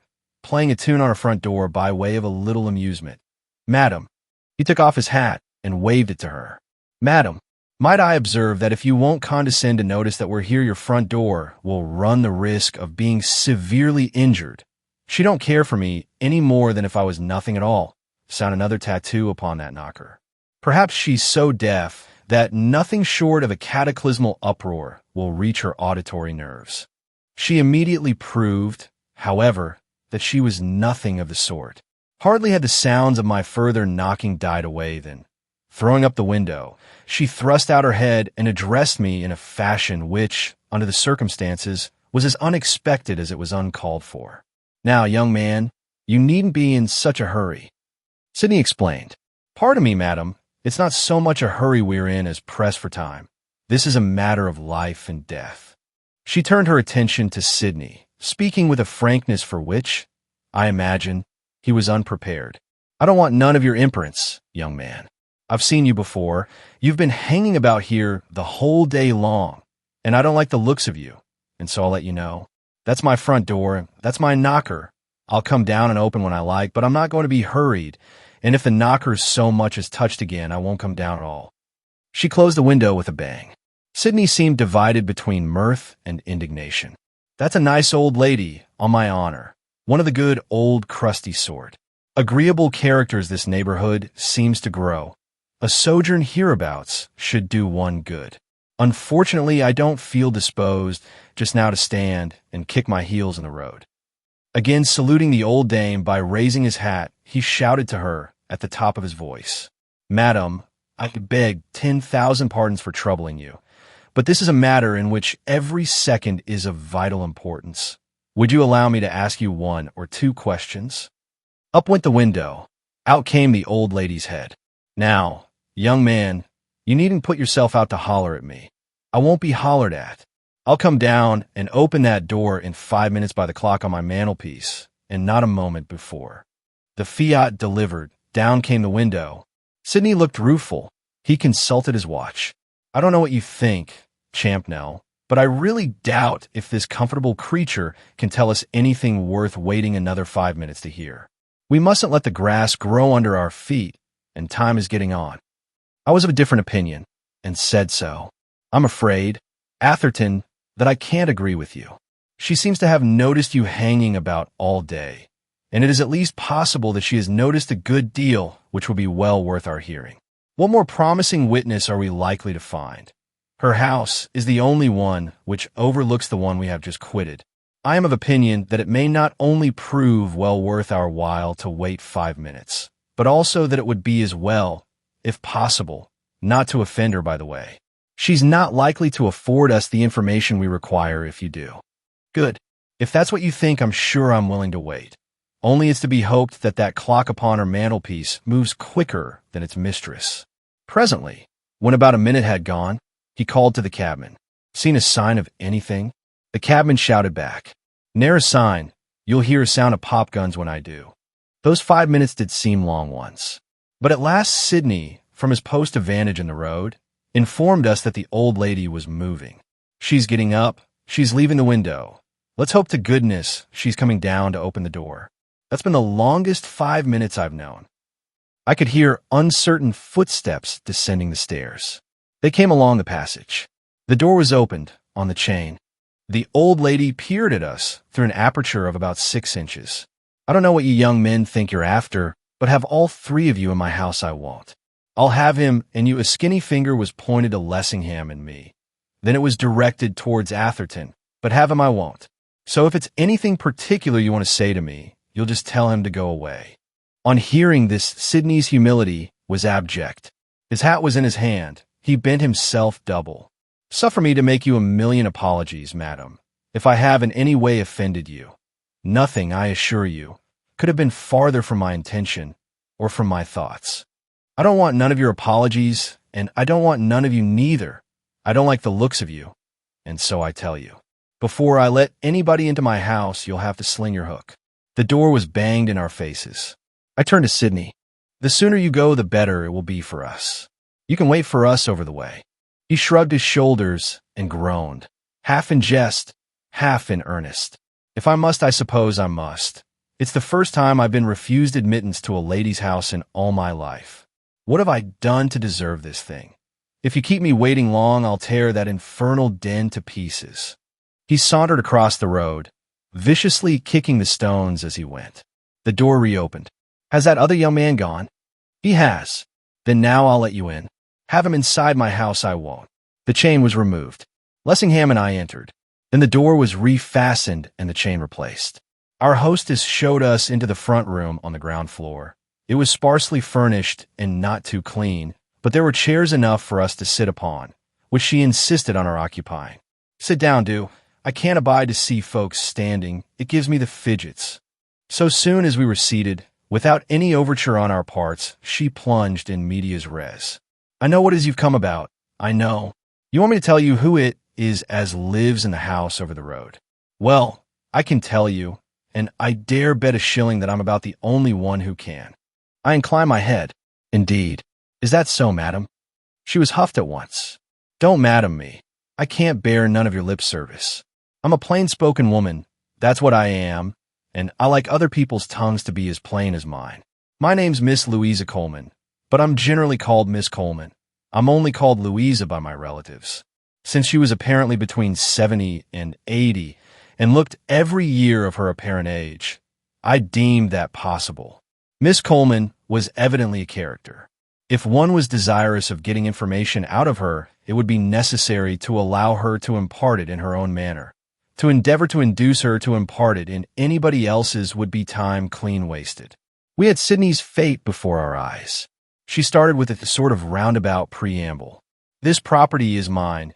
It was left me by my uncle, the late George Henry Jobson. He's buried in Hammersmith Cemetery just over the way. He left me the whole of it. It's one of the finest building sites near London, and it increases in value every year. And I'm not going to let it for another 20, by which time the value will have more than trebled. So if that is what you've come about, as heaps of people do, you might have saved yourselves the trouble. I keep the board standing just to let people know that the ground is to let, though, as I say, it won't be for another 20 years, when it'll be for the erection of high-class mansions only, same as there is in Grosvenor Square. No shops or public houses, and none of your shanties. I live in this place just to keep an eye upon the property, and as for the house over the way, I've never tried to let it, and it never has been let, not until a month ago, when one morning I had this letter. You can see it if you like. She handed me a greasy envelope, which she ferreted out of a capacious pocket which was suspended from her waist, and which she had to lift up her skirt to reach. The envelope was addressed, in unformed characters, Miss Louisa Coleman, The Rhododendrons, Convolvulus Avenue, High Oaks Park, West Kensington.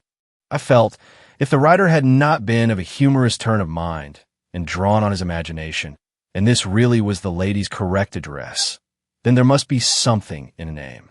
The letter within was written in the same straggling, characterless calligraphy. I should have said, had I been asked offhand, that the whole thing was the composition of a servant girl. The composition was about on a par with the writing. The undersigned would be obliged if Miss Coleman would let her empty house. I do not know the rent, but send £50. If more will send. Please address, Mohammed El Khair, Post Office, Sligo Street, London. It struck me as being as singular an application for a tenancy as I remembered to have encountered. Well, I passed it on to Lessingham. He seemed to think so, too. This is a curious letter, Miss Coleman. So I thought, and still more so when I found the £50 inside. There were 5 £10 notes, all loose, and the letter not even registered. If I had been asked what was the rent of the house, I should have said at the most, not more than £20, because between you and me, it wants a good bit of doing up and is hardly fit to live in as it stands. I had had sufficient evidence of the truth of this altogether apart from the landlady's frank admission. Why, for all he could have done to help himself, I might have kept the money and only sent him a receipt for a quarter. And some folks would have done, but I'm not one of that sort myself and shouldn't care to be. So I sent this here party, I never could pronounce his name, and never shall, a receipt for a year. Miss Coleman paused to smooth her apron and consider. Well, the receipt should have reached this here party on the Thursday morning. As it were, I posted it on the Wednesday night, and on the Thursday after breakfast, I thought I'd go over the way to see if there was any little thing I could do, because there wasn't hardly a whole pane of glass in the place, when I all but went all of a heap. When I looked across the road, blessed if the party wasn't in already, at least as much as he ever was in, which, so far as I can make out, never has been anything particular, though how he had got in, unless it was through a window in the middle of the night, is more than I should care to say. There was nobody in the house when I went to bed that I could pretty nearly take my Bible oath. Yet there was the blind up at the parlor, and what's more, it was down, and it's been down pretty nearly ever since. Well, I says to myself, for right down imperence this beats anything. Why he's in the place before he knows if I'll let him have it. Perhaps he thinks I haven't got a word to say in the matter. £50 or no £50, I'll soon show him. So I slips on my bonnet, and I walks over the road, and I hammers at the door. Well, I have seen people hammering since then, many a one, and how they've kept it up has puzzled me. For an hour, some of them, but I was the first one has begun it. I hammers, and I kept on hammering, but it wasn't no more use than if I'd been hammering at a tombstone. So I starts rapping at the window, but that wasn't no use neither. So I goes round behind, and I hammers at the back door, but there I couldn't make anyone hear nohow. So I says to myself, perhaps the party as is ain't in a manner of speaking, but I'll keep an eye on the house, and when he's in I'll take care that he ain't out again before I've had a word to say. So I come back home, and as I said I would, I kept an eye on the house the whole of that livelong day, but never a soul went either out or in. But the next day, which it was a Friday, I got out of bed about 5 o'clock to see if it was raining through my having an idea of taking a little excursion if the weather was fine when I see a party coming down the road. He had on one of them dirty-colored bed cover sort of things, and it was wrapped all over his head and round his body like as I've been told them there Arabs wear, and indeed I've seen them in them myself at West Brompton when they was in the exhibition there. It was quite fine and broad day, and I see him as plainly as I see you. He comes skimming along at a tear of a pace, pulls up at the house over the way, opens the front door, and lets himself in. So I says to myself, there you are. Well, Mr. Arab, or whatever, or whoever you may be, I'll take good care that you don't go out again before you've had a word from me. I'll show you that landladies have their rights, like other Christians in this country, however it may be in yours. So I kept an eye on the house to see that he didn't go out again, and nobody never didn't, and between 7 and 8 I goes and I knocks at the door, because I thought to myself that the earlier I was the better it might be. If you'll believe me, no more notice was taken of me than if I was one of the dead. I hammers till my wrist was aching. I dare say I hammered 20 times, and then I went round to the back door and I hammers at that, but it wasn't the least good in the world. I was that provoked to think I should be treated as if I was nothing and nobody by a dirty foreigner who went about in a bedgown through the public streets, that it was all I could do to hold myself.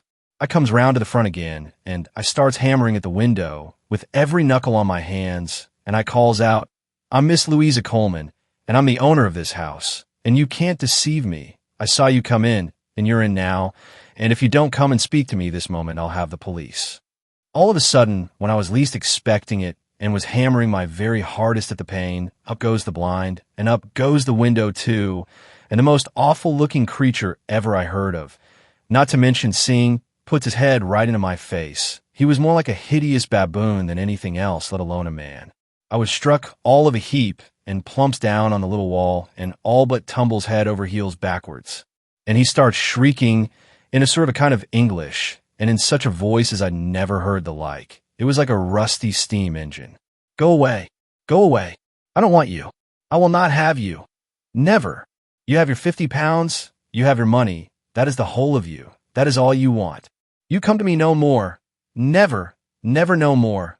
Or you be sorry. Go away. I did go away, and that as fast as ever my legs would carry me. What with his looks, and what with his voice, and what with the way that he went on, I was nothing but a mass of trembling. As for answering him back, or giving him a piece of my mind, as I had meant to, I wouldn't have done it not for 1,000 pounds. I don't mind confessing, between you and me, that I had to swallow 4 cups of tea, right straight away, before my nerves was steady. Well, I says to myself, when I did feel, as it might be, a little more easy, you never have let that house before, and now you've let it with a vengeance. So you have. If that there new tenant of yours isn't the greatest villain that ever went unhung, it must be because he's got near relations what's as bad as himself. Because 2 families like as I'm sure there can't be. A nice sort of Arab party to have sleeping over the road he is. But after a time I cools down, as it were, because I'm one of them sort as likes to see on both sides of question. After all, I says to myself, he has paid his rent, and 50 pounds is 50 pounds. I doubt if the whole house is worth much more, and he can't do much damage to it whatever he does. I shouldn't have minded, so far as that went, if he'd set fire to the place, for between ourselves, it's insured for a good bit over its value. So I decided that I'd let things be as they were, and see how they went on. But from that hour to this, I've never spoken to the man, and never wanted to, and wouldn't, not of my own free will, not for a shilling a time. That face of his will haunt me, if I live till Noah, as the saying is. I've seen him going in and out at all hours of the day and night. That Arab party's a mystery, if ever there was one. He always goes tearing along as if he's flying for his life. Lots of people have come to the house, all sorts and kinds, men and women. They've been mostly women and even little children. I've seen them hammer and hammer at that front door, but never a one have I seen let in, or yet seen taken any notice of, and I think I may say, and yet tell no lie, that I've scarcely took my eye off the house since he's been inside it. Over and over again in the middle of the night have I got up to have a look, so that I've not missed much that has took place. What's puzzled me is the noises that's come from the house. Sometimes for days together there's not been a sound. It might have been a house of the dead. And then, all through the night, there have been yells and screeches, squawks and screams. I never heard nothing like it. I have thought, and more than once, that the devil himself must be in that front room, let alone all the rest of his demons. And as for cats, where they've come from I can't think. I didn't used to notice hardly a cat in the neighborhood till that their Arab party came. There isn't much to attract them, but since he came there's been regiments. Sometimes at night there's been troops about the place, screeching like mad. I've wished them farther, I can tell you. That Arab party must be fond of him. I've seen them inside the house, at the windows, upstairs and downstairs, as it seemed to me, a dozen at a time. Chapter 40. What Miss Coleman saw through the window. As Miss Coleman had paused, as if her narrative was approaching a conclusion, I judged it expedient to make an attempt to bring the record as quickly as possible up to date. I take it, Miss Coleman, that you have observed what has occurred in the house today. She tightened her nutcracker jaws and glared at me disdainfully. Her dignity was ruffled. I'm coming to it, aren't I? If you'll let me. If you've got no manners, I'll learn you some. One doesn't like to be hurried at my time of life, young man. I was meekly silent. Plainly, if she was to talk, everyone else must listen. During the last few days, there have been some queer goings-on over the road. Out of the common queer, I mean, for goodness knows that they always have been queer enough. That Arab party has been flitting about like a creature possessed. I've seen him going in and out 20 times a day. This morning, she paused to fix her eyes on Lessingham. She apparently observed his growing interest as she approached the subject which had brought us there, and resented it. Don't look at me like that, young man, because I won't have it. And as for questions, I may answer questions when I'm done, but don't you dare to ask me one before, because I won't be interrupted. Up to then, Lessingham had not spoken a word, but it seemed as if she was endowed with the faculty of perceiving the huge volume of the words which he had left unuttered. This morning, as I've said already, she glanced at Lessingham as if she defied his contradiction. When that Arab party came home, it was just on the stroke of 7. I know it was the exact time because when I went to the door to the milkman, my clock was striking the half hour, and I always keep it 30 minutes fast. As I was taking the milk, the man said to me, "Hallo, Miss Coleman, here's your friend coming along." "What friend?" I says, "for I ain't got no friends, as I know, round here, nor yet, I hope no enemies neither." And I looks round, and there was the Arab party coming tearing down the road, his bedcover thing all flying in the wind, and his arms straight out in front of him. I never did see anyone go at such a pace. "My goodness," I says, "I wonder he don't do himself an injury." "I wonder someone else don't do him an injury," says the milkman. "The very sight of him is enough to make my milk go sour." And he picked up his pail and went away quite grumpy, though what that Arab party's done to him is more than I can say. I have always noticed that milkman's temper's short like his measure. I wasn't best pleased with him for speaking of that Arab party as my friend, which he never has been, and never won't be, and never could be neither. 5 persons went to the house after the milkman was gone, and that their Arab party was safe inside. 3 of them was commercials, that I know, because afterwards they came to me. But of course they none of them got no chance with that their Arab party, except of hammering at his front door, which ain't what you might call a paying game, nor nice for the temper, but for that I don't blame him, for if once those commercials do begin talking, they'll talk forever. Now I'm coming to this afternoon. I thought it was about time, though for the life of me, I did not dare to hint as much. Well, it might have been 3, or it might have been half past. Anyhow, it was thereabouts, when up there comes 2 men and a woman, which one of the men was that young man, what's a friend of yours. "Oh," I says to myself, "here's something new in callers. I wonder what it is they're wanting." That young man, what was a friend of yours, he starts hammering and hammering, as the custom was with everyone who came, and as usual, no more notice was taken of him than nothing, though I knew that all the time the Arrow party was indoors. At this point, I felt that at all hazards, I must interpose a question. "You're sure he was indoors?" She took it better than I feared she might. "Of course I'm sure. Hadn't I seen him come in at 7, and he never hadn't gone out since, for I don't believe that I'd taken my eyes off the place not for 2 minutes together, and I'd never had a sight of him. If he wasn't indoors, where was he then?" For the moment, so far as I was concerned, the query was unanswerable. She triumphantly continued. Instead of doing what most did, when they'd had enough of hammering and going away, these three, they went round to the back, and I'm blessed if they mustn't have got through the kitchen window, woman and all, for all of a sudden the blind in the front room was pulled not up, but down. Dragged down it was, and there was that young man, what's a friend of yours, standing with it in his hand. Well, I says to myself, if that ain't cool, I should like to know what is. If when you ain't let in, you can let yourself in, and that without so much as saying by your leave, or with your leave, things is coming to pretty pass. Wherever can that Arab party be, and whatever can he be thinking of to let them go on like that, because that he's the sort to allow a liberty to be took with him and say nothing, I don't believe. Every moment I expects to hear a noise and see a row begin, but so far as I could make out, all was quiet and there wasn't nothing of the kind. So I says to myself, there's more in this than meets the eye, and them three parties must have right upon their side, or they wouldn't be doing what they are doing in the way they are. There be a shindy. Presently, in about 5 minutes, the front door opens and a young man, not the one what's your friend, but the other, comes sailing out and through the gate and down the road, as stiff and upright as a grenadier. I never see anyone walk more upright, and few as fast. At his heels comes the young man, what is your friend? And it seems to me that he couldn't make out what this other was doing of. I says to myself, there's been a quarrel between them two, and him, as has gone, has hooked it.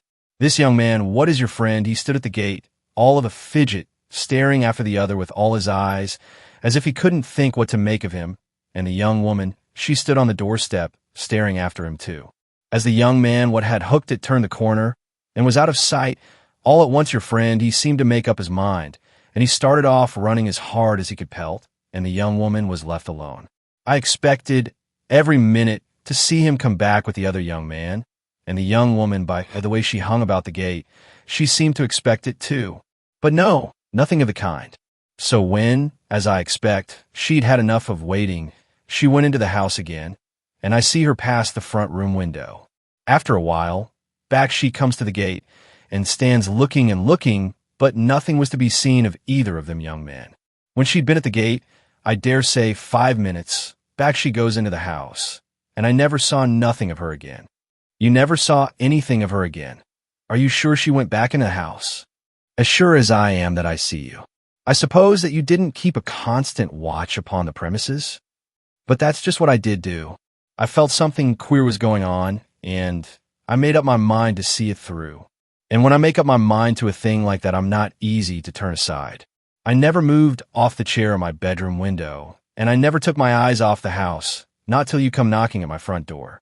But since the young lady is certainly not in the house at present, she must have eluded your observation, and, in some manner, have left it without your seeing her.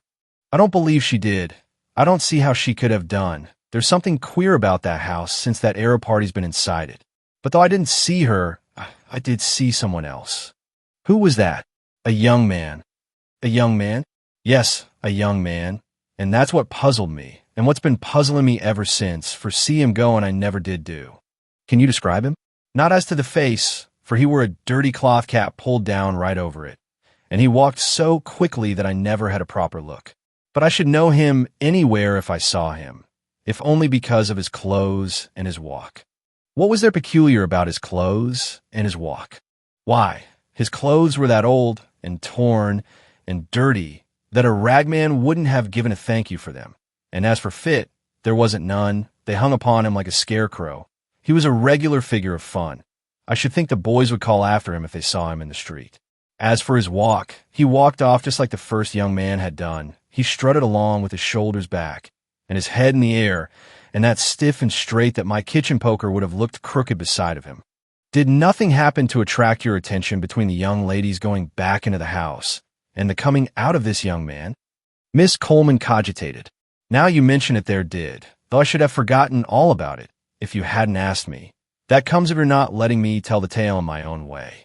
About 20 minutes after the young woman had gone and someone put up the blind in the front room, which that young man had dragged right down, I couldn't see who it was, for the blind was between us, and it was about 10 minutes after that young man came marching out. And then what followed? Why, in about another 10 minutes, that Arab party himself comes scooting through the door. The Arab party? Yes, the Arab party. The sight of him took me clean aback. Where he'd been, and what he'd been doing with himself while their people played Hi Spy Hi about his premises, I'd have given a shilling out of my pocket to have known. But there he was, as large as life, and carrying a bundle. A bundle? A bundle! On his head, like a muffin man carries his tray. It was a great thing. You never would have thought he could have carried it. And it was easy to see that it was as much as he could manage.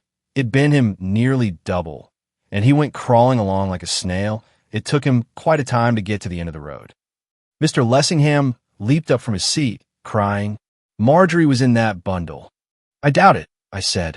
He moved about the room distractedly, wringing his hands. She must have been. God help us all. I repeat that I doubt it. If you will be advised by me, you will wait a while before you arrive at any such conclusion. All at once there was a tapping at the window pane. Atherton was staring at us from without. He shouted through the glass, "Come out of that, you fossils. I've news for you." Chapter 41. The constable, his clue, and the cab. Miss Coleman, getting up in a fluster, went hurrying to the door. "I won't have that young man in my house. I won't have him. Don't let him dare to put his nose across my doorstep." I endeavored to appease her perturbation. "I promise you that he shall not come in, Miss Coleman. My friend here and I will go and speak to him outside." She held the front door open just wide enough to enable Lessingham and me to slip through. Then she shut it after us with a bang. She evidently had a strong objection to any intrusion on Sidney's part. Standing just without the gate, he saluted us with a characteristic vigor which was scarcely flattering to our late hostess. Behind him was a constable.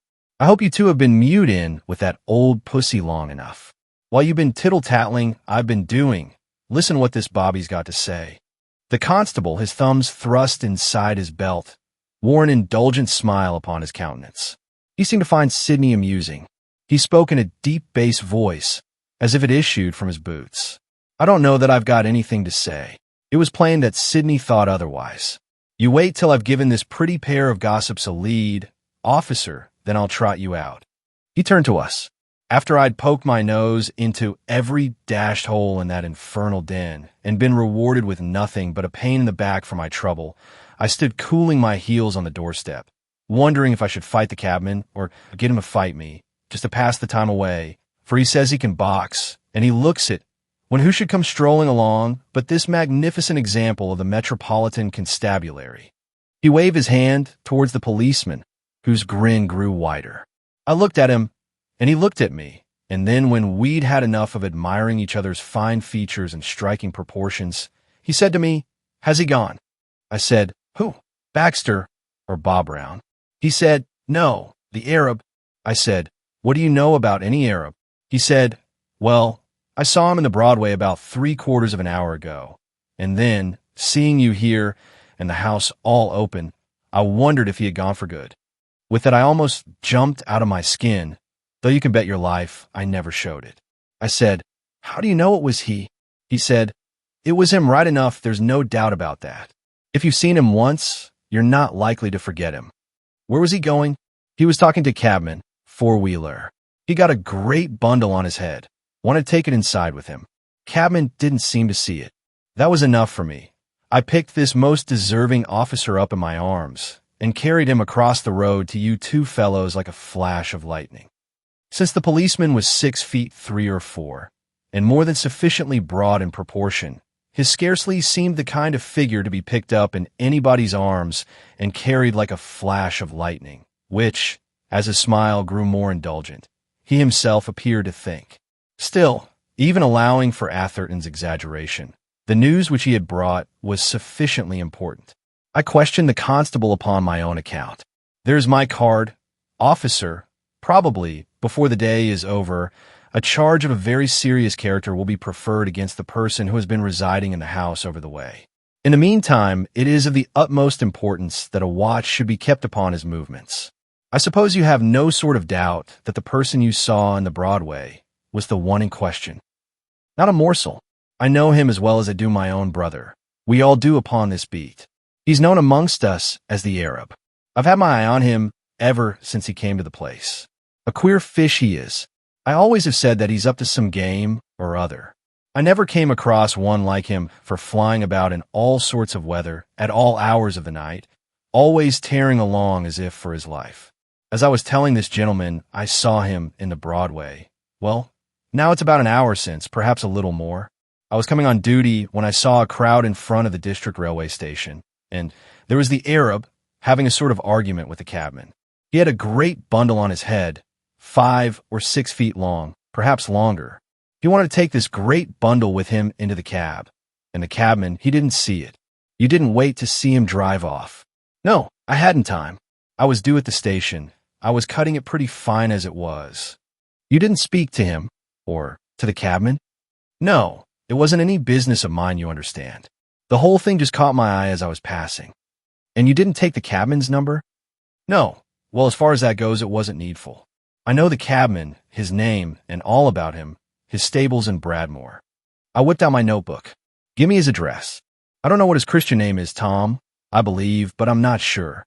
Anyhow, his surname's Ellis, and his address is Church Mews, Street Johns Road, Bradmore. I don't know his number, but anyone will tell you which is his place if you ask for Four-Wheel Ellis. That's the name he's known by among his pals because of his driving a four-wheeler. Thank you, officer. I am obliged to you. 2 half-crowns change hands. If you will keep an eye on the house and advise me at the address which you will find on my card of anything which takes place there during the next few days, you will do me a service. We had clambered back into the hansom. The driver was just about to start, when the constable was struck by a sudden thought. One moment, sir. Blessed if I wasn't going to forget the most important bit of all. I did hear him tell Ellis where to drive him to. He kept saying it over and over again in that queer lingo of his. Waterloo Railway Station, Waterloo Railway Station. All right, said Ellis. I'll drive you to Waterloo Railway Station right enough. Only I'm not going to have that bundle of yours inside my cab. There isn't room for it, so you put on the roof. To Waterloo Railway Station, said the Arab. I take my bundle with me to Waterloo Railway Station. I take it with me. Who says you don't take it with you? Said Ellis. You can take it, and 20 more besides, for all I care. Only you don't take it inside my cab. Put it on the roof. I take it with me to Waterloo Railway Station, said the Arab. And there they were, wrangling and jangling, and neither seeming to be able to make out what the other was after, and the people all laughing. Waterloo Railway Station. You are sure that was what he said? I'll take my oath to it, because I said to myself when I heard it, I wonder what you'll have to pay for that little lot for the district railway stations outside the 4-mile radius. As we drove off, I was inclined to ask myself, a little bitterly, and perhaps unjustly, if it were not characteristic of the average London policeman to almost forget the most important part of his information, at any rate to leave it to the last, and only to bring it to the front on having his palm crossed with silver. As the hansom bowled along, we three had what occasionally approached a warm discussion. Marjorie was in that bundle, began Lessingham, in the most lugubrious of tones, and with the most woebegone of faces. I doubt it, I observed. She was, I feel it, I know it. She was either dead and mutilated, or gagged and drugged and helpless. All that remains is vengeance. I repeat that I doubt it. Atherton struck in. I am bound to say, with the best will in the world to think otherwise, that I agree with Lessingham. You are wrong. It's all very well for you to talk in that cocksure way, but it's easier for you to say I'm wrong than to prove it. If I am wrong, and if Lessingham's wrong, how do you explain his extraordinary insistence on taking it inside the cab with him, which the bobby describes? If there wasn't something horrible, awful in that bundle of his, of which he feared the discovery, why was he so reluctant to have it placed upon the roof? There probably was something in it which he was particularly anxious should not be discovered, but I doubt if it was anything of the kind which you suggest. Here is Marjorie in a house alone. Nothing has been seen of her since. Her clothing, her hair, is found hidden away under the floor. This scoundrel sallies forth with a huge bundle on his head. The bobby speaks of it being 5 or 6 feet long, or longer, a bundle which he regards with so much solicitude that he insists on never allowing it to go for a single instant out of his sight and reach. What is in the thing? Don't all the facts most unfortunately point in one direction? Mr. Lessingham covered his face with his hands and groaned. I fear that Mr. Atherton is right. I differ from you both. Sidney at once became heated. Then perhaps you can tell us what was in the bundle. I fancy I can make a guess at the contents. Oh, you could you then, perhaps for our sakes, you'll make it, and not play the oracular owl? Lessingham and I are interested in this business, after all. It contained the bearer's personal property. That, and nothing more. Stay. Before you jeer at me, suffer me to finish.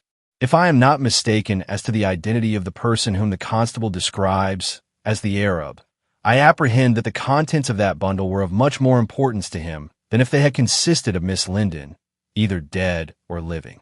More, I am inclined to suspect that if the bundle was placed on the roof of the cab, and if the driver did meddle with it, and did find out the contents and understand them, he would have been driven, out of hand, stark staring mad.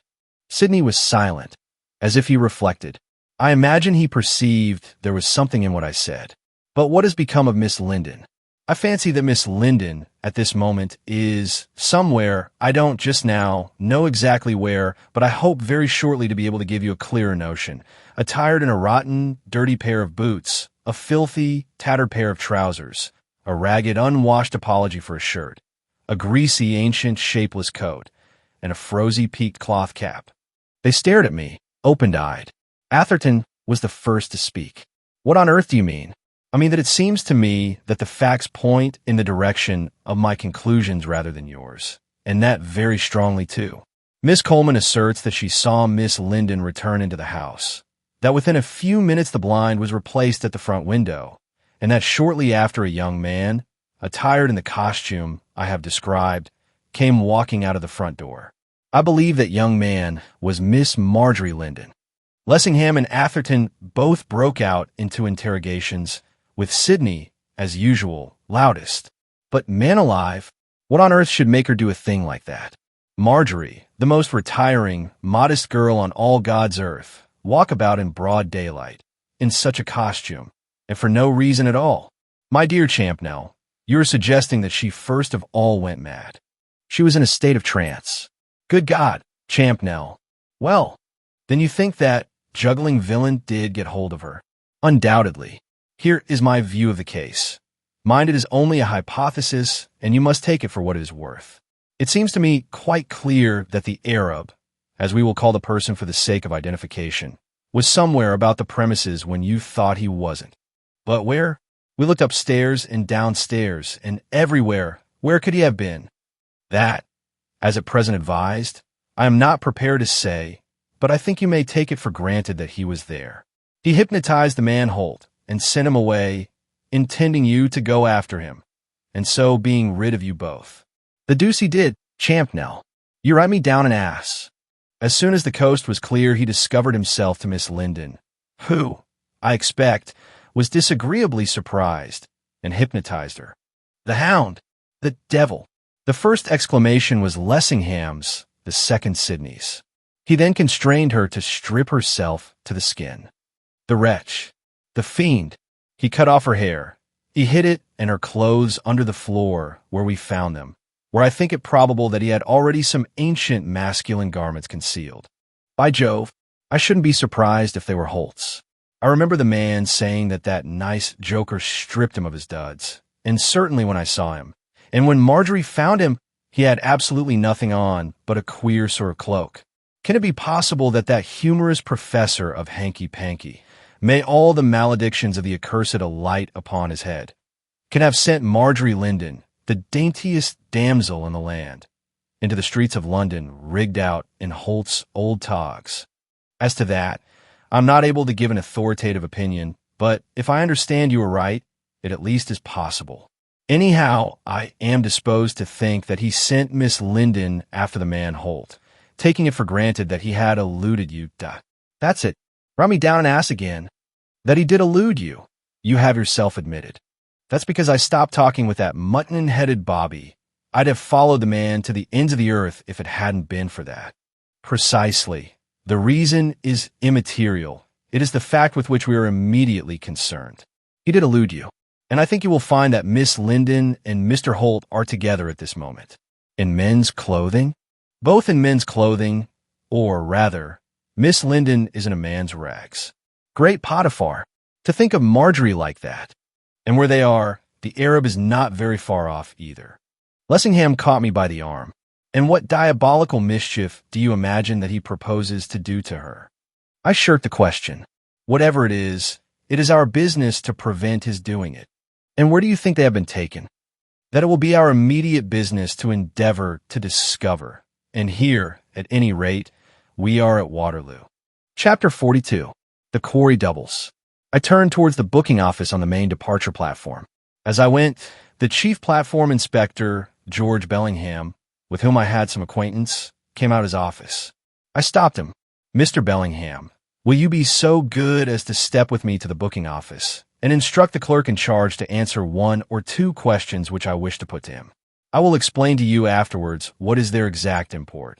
But you know me sufficiently to be able to believe me when I say that they refer to a matter in which every moment is of the first importance. He turned and accompanied us into the interior of the booking case. To which of the clerks, Mr. Champnell, do you wish to put your questions? To the one who issues third-class tickets to Southampton. Bellingham beckoned to a man who was counting a heap of money and apparently seeking to make a tally with the entries in a huge ledger which lay open before him. He was a short, slightly built young fellow with a pleasant face and smiling eyes. Mr. Stone, this gentleman wishes to ask you 1 or 2 questions. I am at his service. I'll put my questions. I want to know, Mr. Stone, if, in the course of the day, you have issued any tickets to a person dressed in Arab costume. His reply was prompt. I have, by the last train, the 7.25, 3 singles. 3 singles. Then my instinct had told me rightly. Can you describe the person? Mr. Stone's eyes twinkled. I don't know that I can, except in a general way. He was uncommonly old and uncommonly ugly, and he had a pair of the most extraordinary eyes I ever saw. They gave me a sort of all-overish feeling when I saw them glaring at me through the pigeonhole. But I can tell you one thing about him. He had a great bundle on his head, which he steadied with one hand, and as it bulged out in all directions, its presence didn't make him popular with other people who wanted tickets too. Undoubtedly, this was our man. You're sure he asked for 3 tickets? Certain. He said 3 tickets to Southampton, laid down the exact fare, 19 and 6, and held up 3 fingers like that. 3 nasty-looking fingers they were, with nails as long as talons. You didn't see who were his companions? I didn't try to look. I gave him his tickets, and off he went, with the people grumbling at him because that bundle of his kept getting in their way. Bellingham touched me on the arm. I can tell you about the Arab of whom Mr. Stone speaks. My attention was called to him by his insisting on taking his bundle with him into the carriage. It was an enormous thing. He could hardly squeeze it through the door. It occupied the entire seat. But as there weren't as many passengers as usual, and he wouldn't or couldn't be made to understand that his precious bundle would be safe in the luggage van along with the rest of the luggage, and as he wasn't the sort of person you could argue with to any advantage, I had him put into an empty compartment, bundle and all. Was he alone then? I thought so at the time. He said nothing about having more than 1 ticket or any companions, but just before the train started, 2 other men, English men, got into his compartment.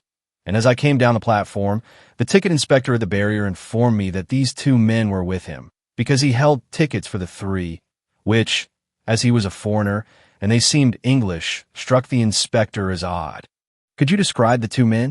I couldn't, not particularly, but the man who had charge of the barrier might. I was at the other end of the train when they got in. All I noticed was that one seemed to be a commonplace-looking individual, and that the other was dressed like a tramp, all rags and tatters, a disreputable-looking object he appeared to be. That, I said to myself, was Miss Marjorie Linden, the lovely daughter of a famous house, the wife-elect of a coming statesman. To Bellingham, I remarked aloud, I want you to strain a point, Mr. Bellingham, and to do me a service which I assure you you shall never have any cause to regret. I want you to wire instructions down the line to detain this Arab and his companions and to keep them in custody until the receipt of further instructions.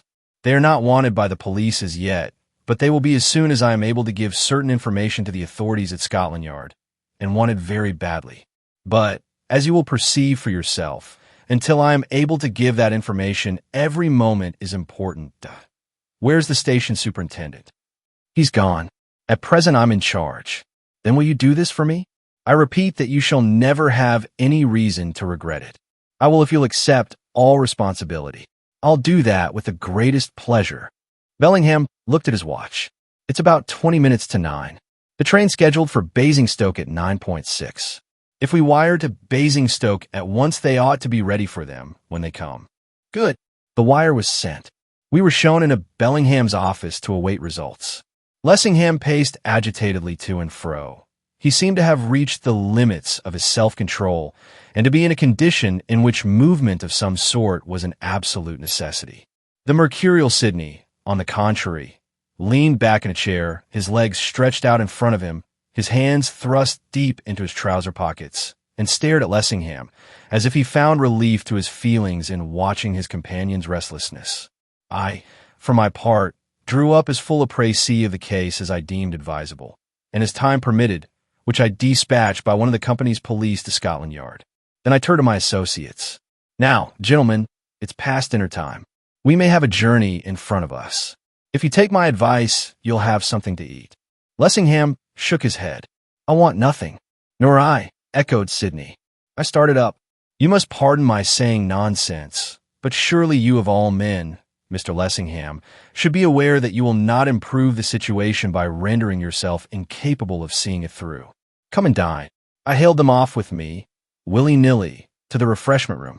I dined, after a fashion. Mr. Lessingham swallowed with difficulty a plate of soup. Sidney nibbled at a plate of the most unpromising-looking chicken and ham.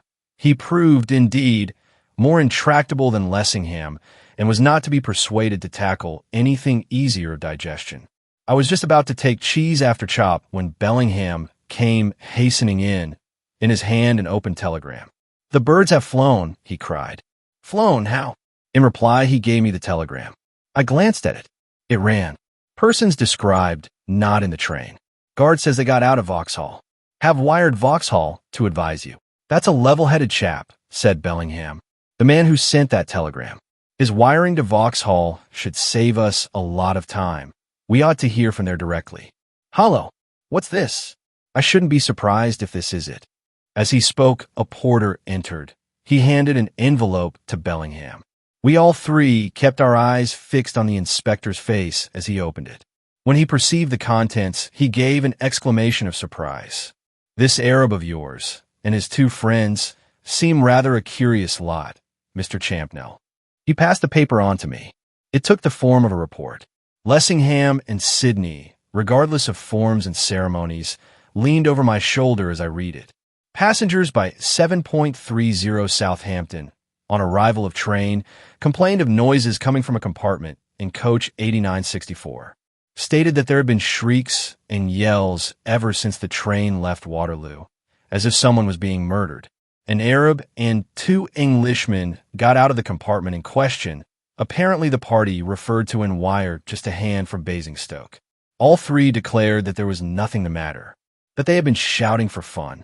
Arab gave up 3 third singles for Southampton, saying, in reply to questions, that they had changed their minds and did not want to go any farther. As there were no signs of struggle or of violence, nor, apparently, any definite cause for detention, they were allowed to pass. They took a four-wheeler, number 09435. The Arab and one man went inside, and the other man on the box. They asked to be driven to Commercial Road, Limehouse. The cab has since returned. Driver says he put the 3 men down at their request in Commercial Road at the corner of Sutcliffe Street, near the East India Docks. They walked up Sutcliffe Street. The Englishman in front and the Arab behind took the first turning to the right, and after that he saw nothing of them. The driver further states that all the way the Englishman inside who was so ragged and dirty that he was reluctant to carry him, kept up a sort of wailing noise which so attracted his attention that he twice got off his box to see what was the matter, and each time he said it was nothing. The cabman is of opinion that both the Englishmen were of weak intellect. We were of the same impression here.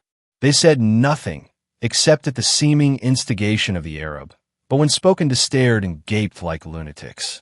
It may be mentioned that the Arab had with him an enormous bundle, which he persisted, in spite of all remonstrances, on taking with him inside the cab. As soon as I had mastered the contents of the report and perceived what I believed to be, unknown to the writer himself, its hideous inner meaning, I turned to Bellingham. With your permission, Mr. Bellingham, I will keep this communication.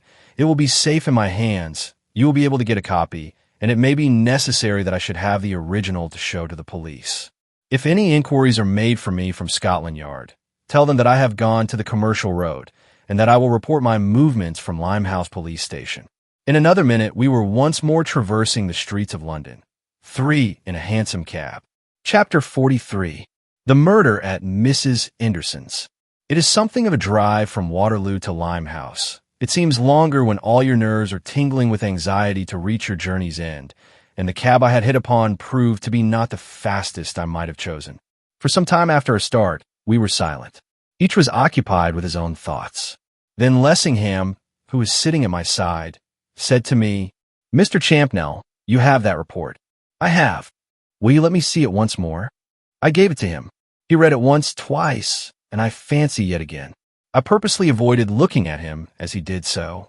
Yet all the while I was conscious of his pallid cheeks, the twitched muscles of his mouth, the feverish glitter of his eyes. This leader of men, whose predominant characteristic in the House of Commons was immobility, was rapidly approximating to the condition of a hysterical woman.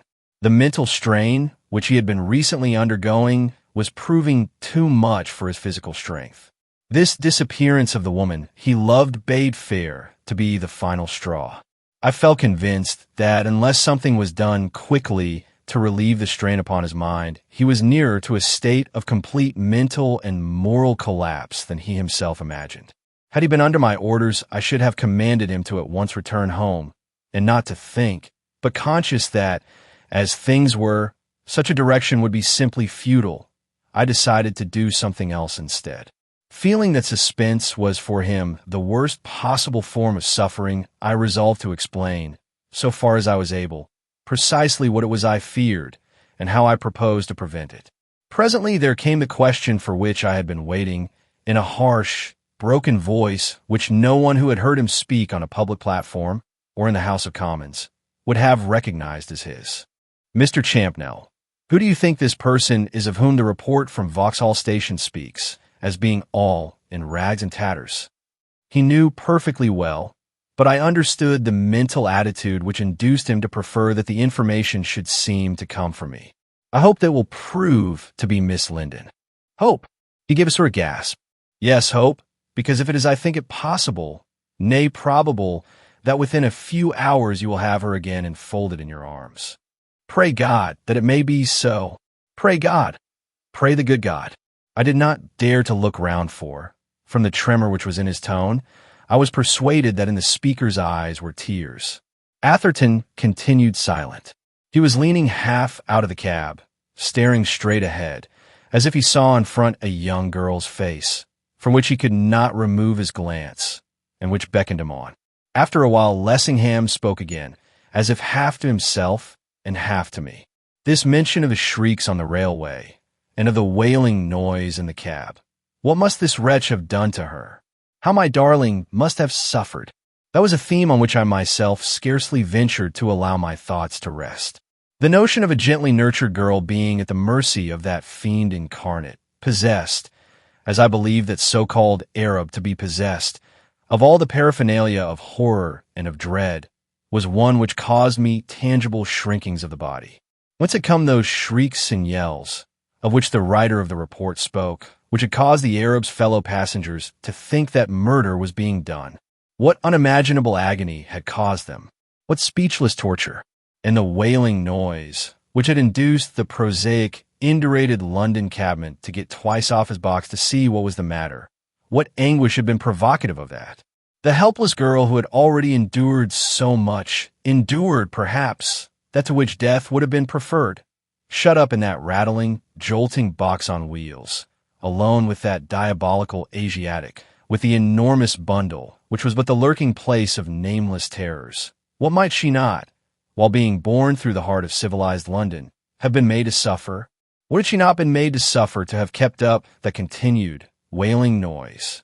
It was not a theme on which it was wise to permit one's thoughts to linger, and particularly was it clear that it was one from which Lessingham's thoughts should have been kept as far as possible away.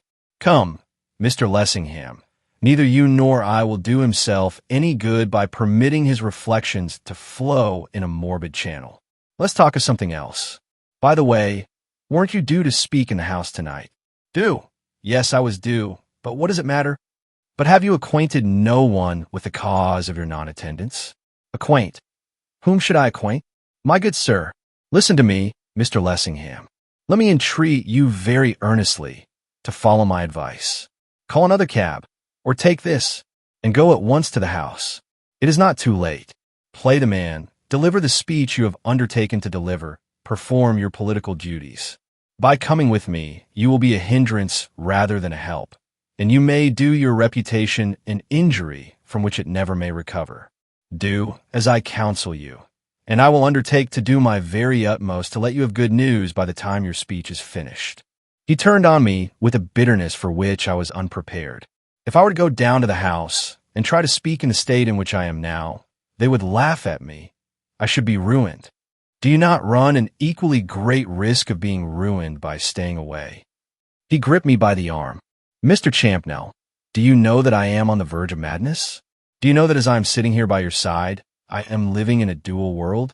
I am going on and on to catch that fiend, and I am back again in that Egyptian den, upon that couch of rugs, with the woman of the songs beside me, and Marjorie is being torn and tortured and burnt before my eyes. God help me. Her shrieks are ringing in my ears. He did not speak loudly, but his voice was none the less impressive on that account. I endeavored my hardest to be stern. I confess that you disappoint me, Mr. Lessingham. I have always understood that you were a man of unusual strength. You appear instead to be a man of extraordinary weakness, with an imagination so ill-governed that its ebullitions remind me of nothing so much as feminine hysterics. Your wild language is not warranted by circumstances. I repeat that I think it quite possible that by tomorrow morning she will be returned to you. Yes, but how? As the Marjorie I have known, as I saw her last, or how? That was the question which I had already asked myself. In what condition would she be when we had succeeded in snatching her from her captor's grip?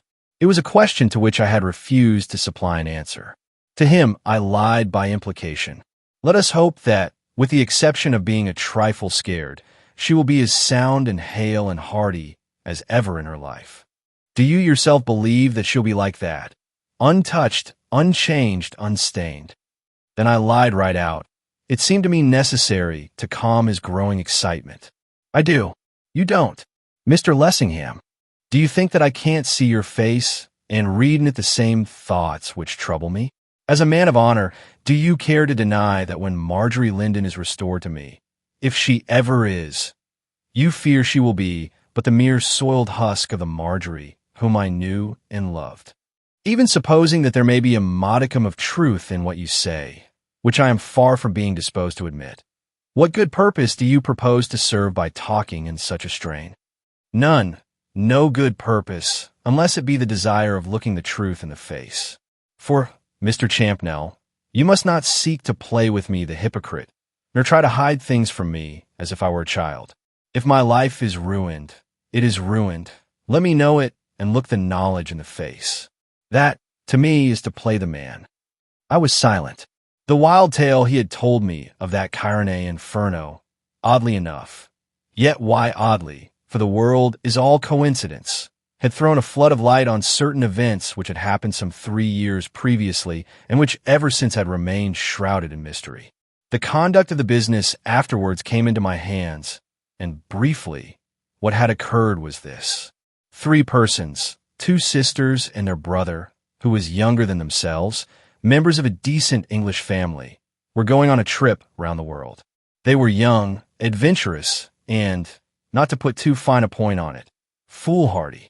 The evening after their arrival in Cairo, by way of what is called a lark, in spite of the protestations of people who were better informed than themselves, they insisted on going, alone, for a ramble through the native quarter. They went, but they never returned. Or, rather, the two girls never returned. After an interval, the young man was found again. What was left of him? A fuss was made when there were no signs of their reappearance. But as there were no relations, nor even friends of theirs, but only casual acquaintances on board the ship by which they had traveled, perhaps not so great a fuss as might have been was made. Anyhow, nothing was discovered. Their widowed mother, alone in England, wondering how it was that beyond the receipt of a brief wire, acquainting her with their arrival at Cairo, she had heard nothing further of their wanderings, placed herself in communication with the diplomatic people over there, to learn that, to all appearances, her 3 children had vanished from off the face of the earth. Then a fuss was made, with a vengeance. So far as one can judge, the whole town and neighborhood was turned pretty well upside down. But nothing came of it. So far as any results were concerned, the authorities might just as well have left the mystery of their vanishment alone. It continued where it was in spite of them. However, some 3 months afterward, the youth was brought to the British embassy by a party of friendly Arabs who asserted that they had found him naked and nearly dying in some remote spot in the Wadi Halfa desert. It was the brother of the 2 lost girls. He was as nearly dying as he very well could be without being actually dead when they brought him to the embassy, and in a state of indescribable mutilation. He seemed to rally for a time under careful treatment, but he never again uttered a coherent word.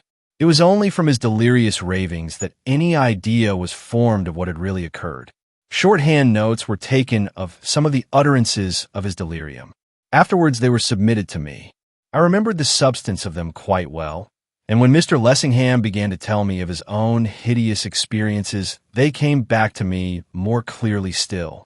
Had I laid those notes before him, I have little doubt, but that he would have immediately perceived that 17 years after the adventure, which had left such an indelible scar upon his own life, this youth, he was little more than a boy, had seen the things which he had seen, and suffered the nameless agonies and degradations which he had suffered. The young man was perpetually raving about some indescribable den of horror, which was own brother to Lessingham's temple, and about some female monster, whom he regarded with such fear and horror, that every allusion he made to her was followed by a convulsive paroxysm which taxed all the ingenuity of his medical attendants to bring him out of. He frequently called upon his sisters by name, speaking of them in a manner which inevitably suggested that he had been an unwilling and helpless witness of hideous tortures which they had undergone, and then he would rise in bed, screaming, "They're burning them! They're burning them! Devils! Devils!" And at those times it required all the strength of those who were in attendance to restrain his maddened frenzy. The youth died in one of these fits of great preternatural excitement, without, as I have previously written, having given utterance to one single coherent word, and by some of those who were best able to judge it was held to have been a mercy that he did die without having been restored to consciousness. And, presently, tales began to be whispered about some idolatrous sect, which was stated to have its headquarters somewhere in the interior of the country, some located it in this neighborhood, and some in that, which was stated to still practice, and to always have practiced, in unbroken historical continuity, the debased, unclean, mystic and bloody rites of a form of idolatry which had had its birth in a period of the world's story which was so remote that to all intents and purposes it might be described as prehistoric. While the ferment was still at its height, a man came to the British embassy who said that he was a member of a tribe which had its habitat on the banks of the White Nile. He asserted that he was in association with this very idolatrous sect, though he denied that he was one of the actual sectaries. He did admit, however, that he had assisted more than once at their orgies, and declared that it was their constant practice to offer young women as sacrifices, preferably white Christian women, with a special preference, if they could get them, to young English women. He vowed that he himself had seen with his own eyes English girls burn alive. The description which he gave of what preceded and followed these foul murders appalled those who listened.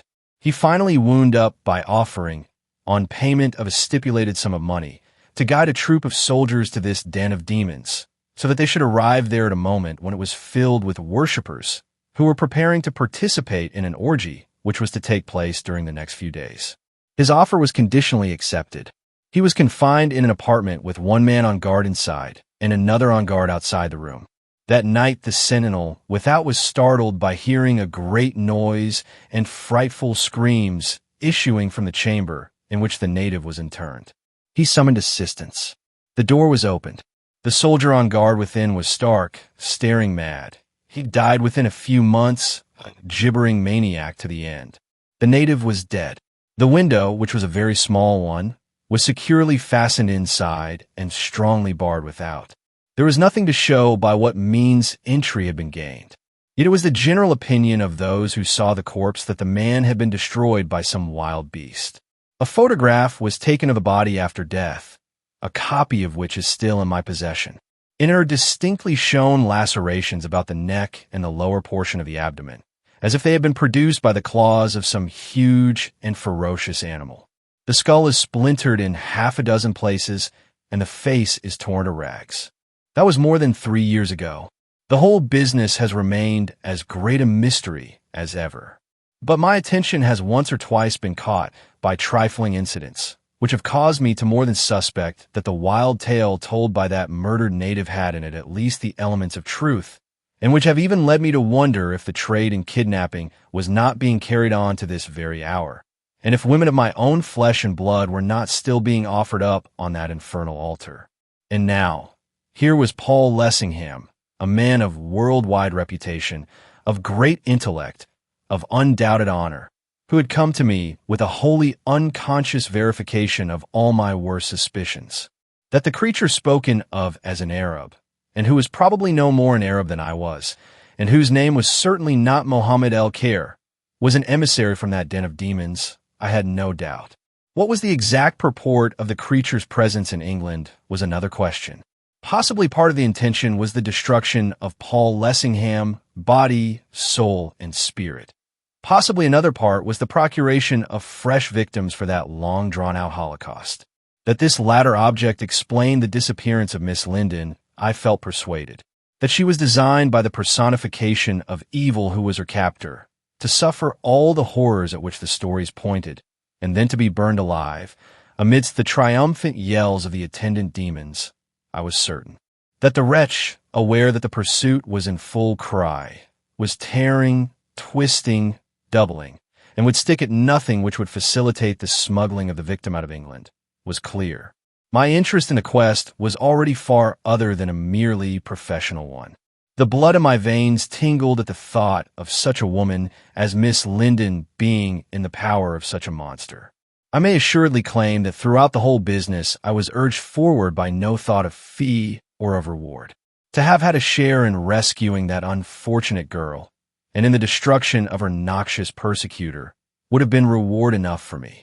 One is not always, even in strictly professional matters, influenced by strictly professional instincts. The cab slowed.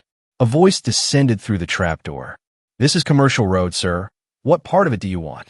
"Drive me to Limehouse Police Station." We were driven there. I made my way to the usual inspector behind the usual pigeonhole. "My name is Champnell. Have you received any communication from Scotland Yard tonight having reference to a matter in which I am interested?" "Do you mean about the Arab?" "We received a telephonic message about half an hour ago. Since communicating with Scotland Yard, this has come to hand from the authorities at Vauxhall Station. Can you tell me if anything has been seen of the person in question by the men of your division?" I handed the inspector the report. His reply was laconic. "I will inquire." He passed through a door into an inner room, and the report went with him. "Beg pardon, sir, but was that a Harab you was talking about to the inspector?" The speaker was a gentleman unmistakably of the gutter snipe class. He was seated on a form. Close at hand hovered a policeman whose special duty it seemed to be to keep an eye upon his movements. "Why do you ask?" "I beg your pardon, sir, but I saw a Harab myself about an hour ago. Leastways he looked like as if he was a Harab." "What sort of a looking person was he?" I can't hardly tell you that, sir, because I didn't never have a proper look at him, but I know he had a bloomin' great bundle on. It was like this, sir. I was come around the corner. As he was passing, I never see him till I was right atop of him, so that I accidentally run agin him. My high. Didn't he give me a downer? I was down on the back of my EAD in the middle of the road before I knew where I was, and he was at the other end of the street. If he ain't knocked me more in arf silly I'd been after him sharp. I tell you, and haste him what he thought he was doing of, but afore my senses was back, agin he was out o' sight. Clean. You're sure he had a bundle on his head? I noticed it most particular. How long ago do you say this was? And where? About an hour ago. Perhaps more, perhaps less. Was he alone? It seemed to me as if a cove was a follerin' him. Leastways there was a bloke as was keeping close at his heels, though I don't know what his little game was, I'm sure. Ask the policeman. He knows everything the policeman do. I turned to the policeman. Who is this man? The policeman put his hands behind his back and threw out his chest. His manner was distinctly affable. Well, he's being detained upon suspicion. He's given us an address at which to make inquiries, and inquiries are being made.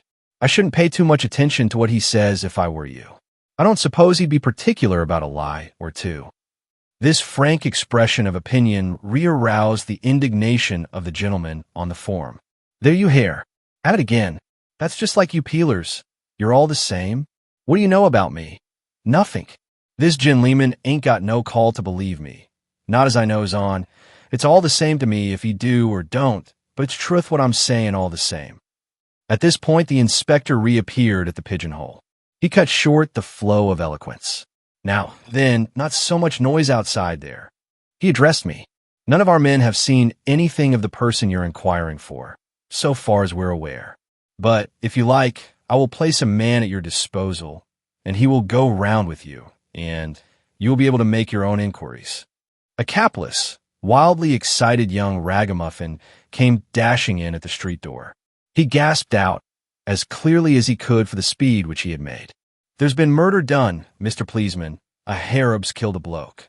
Mr. Policeman gripped him by the shoulder. What's that? The youngster put up his arm and ducked his head, instinctively, as if to ward off a blow. Leave me alone. I don't want none of your handling. I ain't done nothing to you. I tell you yes. The inspector spoke through the pigeonhole. He is what, my lad? What do you say has happened? There's been murder done. It's right enough. There as, up at Mrs. Henderson's in Paradise Place, a Harab's been and killed a bloke. Chapter 44. The man who was murdered. The inspector spoke to me. If what the boy says is correct, it sounds as if the person whom you are seeking may have had a finger in the pie. I was of the same opinion as, apparently, were Lessingham and Sidney. Atherton collared the youth by the shoulder, which Mr. Policeman had left disengaged. What sort of looking bloke is it who's been murdered? I don't know. I haven't seen him. Mrs. Henderson, she says to me, Gustus Barley, she says, a bloke's been murdered. That their Harab what I chucked out alpha hour ago been and murdered him and left him behind up in my back room. You run as hard as you can tear and tell them their drat please what's so fond of shoving their dirty noses into respectable people's oozes. So I comes and tells yer. That's all I knows about it. We went four in the hansom, which had been waiting in the street to Mrs. Henderson's in Paradise Place. The inspector and we three. Mr. Policeman and Gustus Barley followed on foot. The inspector was explanatory. Mrs. Henderson keeps a sort of lodging house, a sailor's home, she calls it, but no one could call it sweet. It doesn't bear the best of characters. And if you ask me what I thought of it, I should say in plain English that it was a disorderly house. Paradise Place proved to be within 300 or 400 yards of the station house. So far as could be seen in the dark, it consisted of a row of houses of considerable dimensions, and also of considerable antiquity. They opened onto 2 or 3 stone steps which led directly into the street. At one of the doors stood an old lady with a shawl drawn over her head. This was Mrs. Henderson. She greeted us with garrulous volubility. So you ave come. Ave you? I thought you never was a comin' that I did. She recognized the inspector. It's you, Mr. Phillips, is it? Perceiving us, she drew a little back. Who's them air parties? They ain't coppers. Mr. Phillips dismissed her inquiry curtly. Never you mind who they are. What's this about someone being murdered? SSH. The old lady glanced around. Don't you speak so loud, Mr. Phillips. No one don't know nothing about it as yet. The parties what's in my ooze is most respectable. Most. And they couldn't abide the notion of there being police about the place. We quite believe that, Mrs. Henderson. The inspector's tone was grim. Mrs. Henderson led the way up a staircase which would have been distinctly the better for repairs. It was necessary to pick one's way as one went, and as the light was defective, stumbles were not infrequent. Our guide paused outside a door on the topmost landing. From some mysterious recess in her apparel, she produced a key. It's in air. I locked the door so that nothing mightn't be disturbed. I knows how particular you pleaseman is. She turned the key. We all went in, we this time in front, and she behind.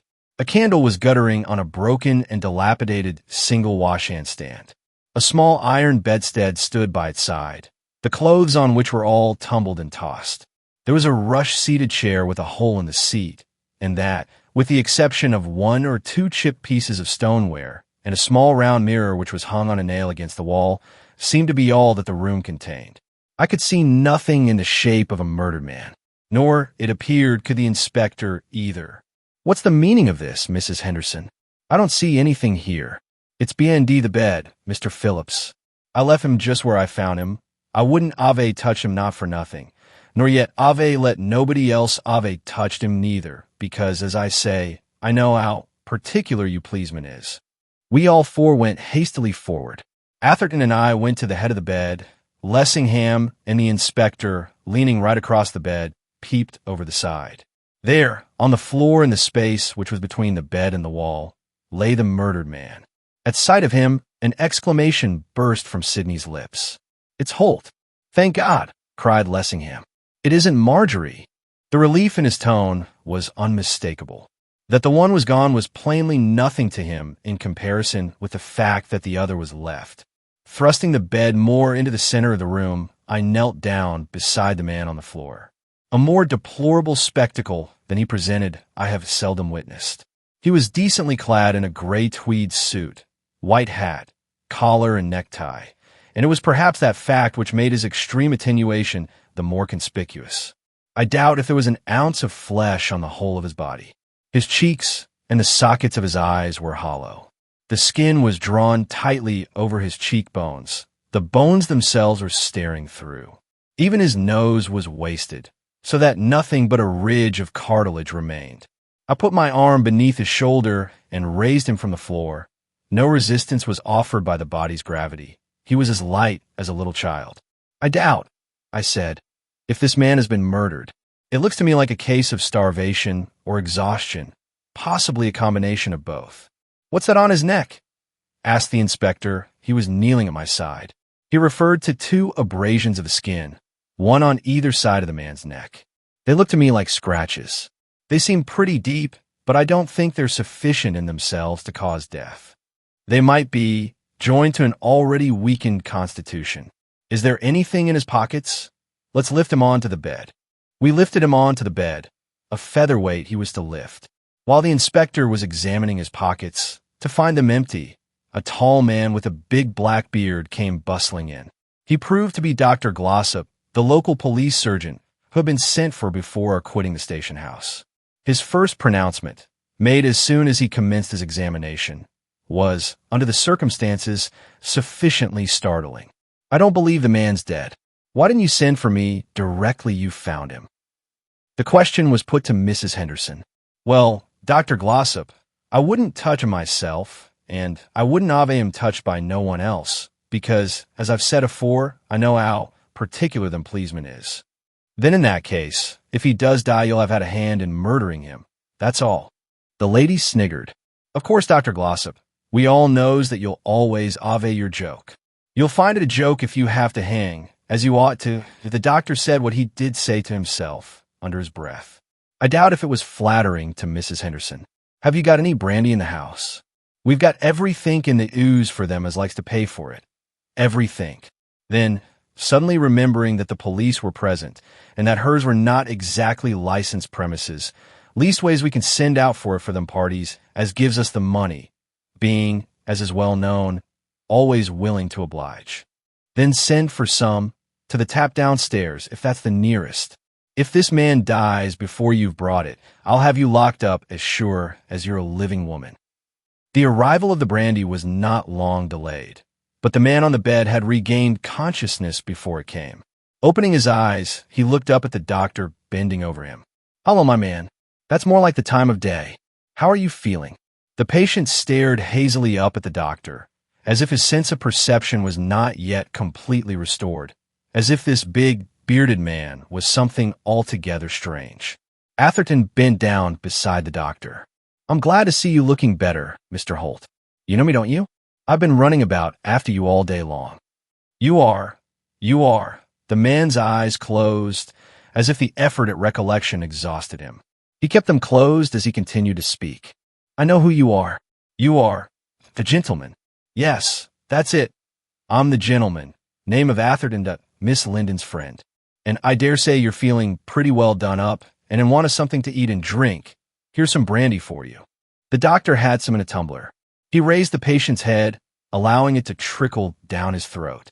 The man swallowed it mechanically, motionless, as if unconscious what it was that he was doing. His cheeks flushed. The passing glow of color caused their condition of extraordinary and, indeed, extravagant attenuation to be more prominent than ever. The doctor laid him back upon the bed, feeling his pulse with one hand, while he stood and regarded him in silence. Then, turning to the inspector, he said to him in an undertone, "If you want him to make a statement, he'll have to make it now. He's going fast. You won't be able to get much out of him. He's too far gone, and I shouldn't bustle him, but get what you can." The inspector came to the front, a notebook in his hand. "I understand from this gentleman, signifying Atherton, that your name's Robert Holt. I'm an inspector of police, and I want you to tell me what has brought you into this condition. Has anyone been assaulting you?" Holt, opening his eyes, glanced up at the speaker mistily, as if he could not see him clearly, still less understand what it was that he was saying. Sidney, stooping over him, endeavored to explain. "The inspector wants to know how you got here. Has anyone been doing anything to you? Has anyone been hurting you?" The man's eyelids were partially closed. Then they opened wider and wider. His mouth opened too. On his skeleton features there came a look of panic fear. He was evidently struggling to speak. At last words came. "The Beetle." He stopped. Then, after an effort, spoke again. "The Beetle." "What's he mean?" asked the inspector. "I think I understand," Sidney answered. Then, turning again to the man in the bed. "Yes, I hear what you say, the Beetle. Well, has the Beetle done anything to you? It took me by the throat. Is that the meaning of the marks upon your neck? The Beetle killed me." The lids closed. The man relapsed into a state of lethargy. The inspector was puzzled, and said so. "What's he mean about a beetle?" Atherton replied, "I think I understand what he means, and my friends do too. We'll explain afterwards. In the meantime, I think I'd better get as much out of him as I can, while there's time." "Yes," said the doctor, his hand upon the patient's pulse, "while there's time. There isn't much, only seconds." Sidney endeavored to rouse the man from his stupor. "You've been with Miss Linden all the afternoon and evening, haven't you, Mr. Holt?" Atherton had reached a chord in the man's consciousness. His lips moved in painful articulation. "Yes, all the afternoon and evening. God help me. I hope God will help you, my poor fellow. You've been in need of his help, if ever man was. Miss Linden is disguised in your old clothes, isn't she?" "Yes, in my old clothes." "My God! And where is Miss Linden now?" The man had been speaking with his eyes closed. Now he opened them wide. There came into them the former staring horror. He became possessed by uncontrollable agitation, half raising himself in bed. Words came from his quivering lips as if they were only drawn from him by the force of his anguish. "The Beetle's going to kill Miss Linden." A momentary paroxysm seemed to shake the very foundations of his being. His whole frame quivered. He fell back onto the bed, ominously. The doctor examined him in silence, while we two were still. "This time he's gone for good. There'll be no conjuring him back again." I felt a sudden pressure on my arm, and found that Lessingham was clutching me with probably unconscious violence. The muscles of his face were twitching. He trembled. I turned to the doctor. "Doctor, if there is any of that brandy left, will you let me have it for my friend?" Lessingham disposed of the remainder of the shilling's worth. "I rather fancy it saved us from seeing." The inspector was speaking to the woman of the house. "Now, Mrs. Henderson, perhaps you'll tell us what all this means. Who is this man, and how did he come in here, and who came in with him, and what do you know about it altogether? If you've got anything to say, say it. Only you'd better be careful, because it's my duty to warn you that anything you do say may be used against you." Chapter 45. All that Mrs. Henderson knew. Mrs. Henderson put her hands under her apron and smirked. "Well, Mr. Phillips, it do sound strange to hear you talking to me like that. Anybody'd think I'd done something as I didn't ought to have done to hear you going on. As for what's opined, I'll tell you all I know with the greatest willingness on earth. And as for being careful, there ain't no call for you to tell me to be that, for that I always am, as by now you ought to know." "Yes, I do know. Is that all you have to say?" "Really, Mr. Phillips, what a man you are for catching people up. You really are." "Of course that ain't all I've got to say, and I just ain't coming to it." "Then come. If you presses me, so you'll muddle of me up, and then if I do happen to make a hurrer, you'll say I'm a liar, when goodness knows there ain't no more truthful woman not in Limehouse." Words plainly trembled on the inspector's lips, which he refrained from uttering. Mrs. Henderson cast her eyes upwards, as if she sought for inspiration from the filthy ceiling. "So far as I can swear, it might have been an hour ago, or it might have been an hour and a quarter, or it might have been an hour and 20 minutes. We're not particular as to the seconds. When I hears a knocking at my front door, and when I comes to open it, there was a Harab party with a great bundle on ze, bigger nor hisself, and 2 other parties along with him. This Harab party says in that queer foreign way them Harab parties has of talking, a room for the night, a room. Now I don't much care for foreigners, and never did, especially them Harabs, which their bits ain't my own, so I as much and tease the same. But this Harab party, he didn't seem to quite follow my meaning, for all he done was to say, as he said afore, a room for the night, a room. And he shoves a couple of 'arf-crowns into my end. Now it's always been a motto o' mine, that money is money, and one man's money is as good as another man's. So, not wishing to be disagreeable, which other people would have taken him if I didn't, I shows him up air. I've been downstairs at might ave been arf a hour, when I ears a shindy coming from this room." "What sort of shindy?" "Yelling and shrieking. Oh my gracious, it was enough to set your blood all curdled. For ear-piercingness I never did hear nothing like it. We do ave troublesome parties in air, like they do elsewhere, but I never did hear nothing like that before. I stood it for about a minute, but it kept on, and every moment I expected as the other parties as was in the ooze would be complaining, so up I comes and I thumps at the door, and it seemed that thump I might for all the notice that was took of me." "Did the noise keep on?" "Keep on? I should think it did keep on. Lord love you. Shriek after shriek, I expected to see the roof took off." "Were there any other noises? For instance, were there any sounds of struggling or of blows?" "There weren't no sounds except of the party hollering." "One party only?" "One party only. As I says afore, shriek after shriek. When you put your ear to the panel, there was a noise like some other party blubbering, but that weren't nothing. As for the hollering, you wouldn't have thought that nothing what you might call human could have kept up such a screeching. I thumps and thumps, and at last when I did think that I should the door broke down. The Harab says to me from inside, 'Go away. I pay for the room. Go away.' I did think that pretty good, I tell you that. So I says, 'Pay for the room or not pay for the room. You didn't pay to make that shindy.' And what's more, I says, 'If I hear it again,' I says, 'out you goes. And if you don't go quiet, I'll ave somebody in as'll pretty quickly make you.' Then was there silence. So, to speak, there was this sound as if some party was blubbering, and another sound as if a party was panting for his breath. Then what happened? Seeing that, so to speak, all was quiet, down I went again. And in another quarter of an hour, or it might have been 20 minutes, I went to the front door to get a mouthful of hair. And Mrs. Barker, what lives over the road, at number 24, She comes to me and says that their era party of yours didn't stop long. I looks at her. I don't quite follow you, I says, which I didn't.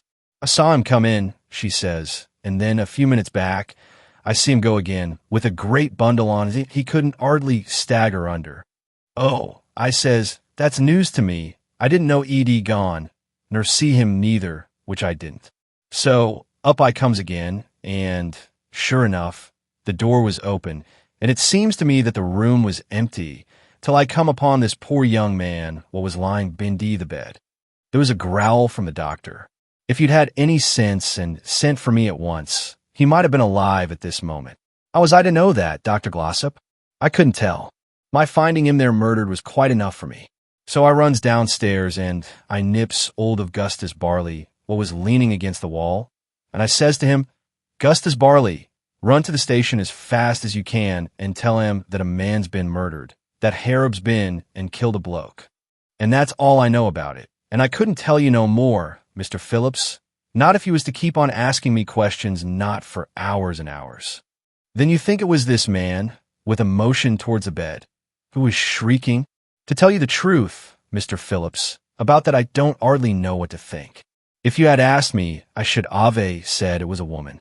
I ought to know a woman's holler when I hear it, if anyone does. I've heard enough of them in my time, goodness knows. And I should have said that only a woman could have hollered like that, and only when she was raving mad. But there weren't no woman with him. There was only this man what's murdered and the other man. And as for the other man, I will say this, that he ain't got twopenny worth of clothes to cover him. But, Mr. Phillips, howsomever that may be, that's the last Harab I'll have under my roof, no matter what they pays, and you may mark my words, I'll have no more. Mrs. Henderson, once more glancing upward, as if she imagined herself to have made some declaration of a religious nature, shook her head with much solemnity. Chapter 46. The Sudden Stopping. As we were leaving the house, a constable gave the inspector a note. Having read it, he passed it to me. It was from the local office. Message received that an Arab with a big bundle on his head has been noticed loitering about the neighborhood of St. Pancras Station. He seemed to be accompanied by a young man who had the appearance of a tramp. Young man seemed ill. They appeared to be waiting for a train, probably to the north. Shall I advise detention? I scribbled on the flyleaf of the note. Have them detained.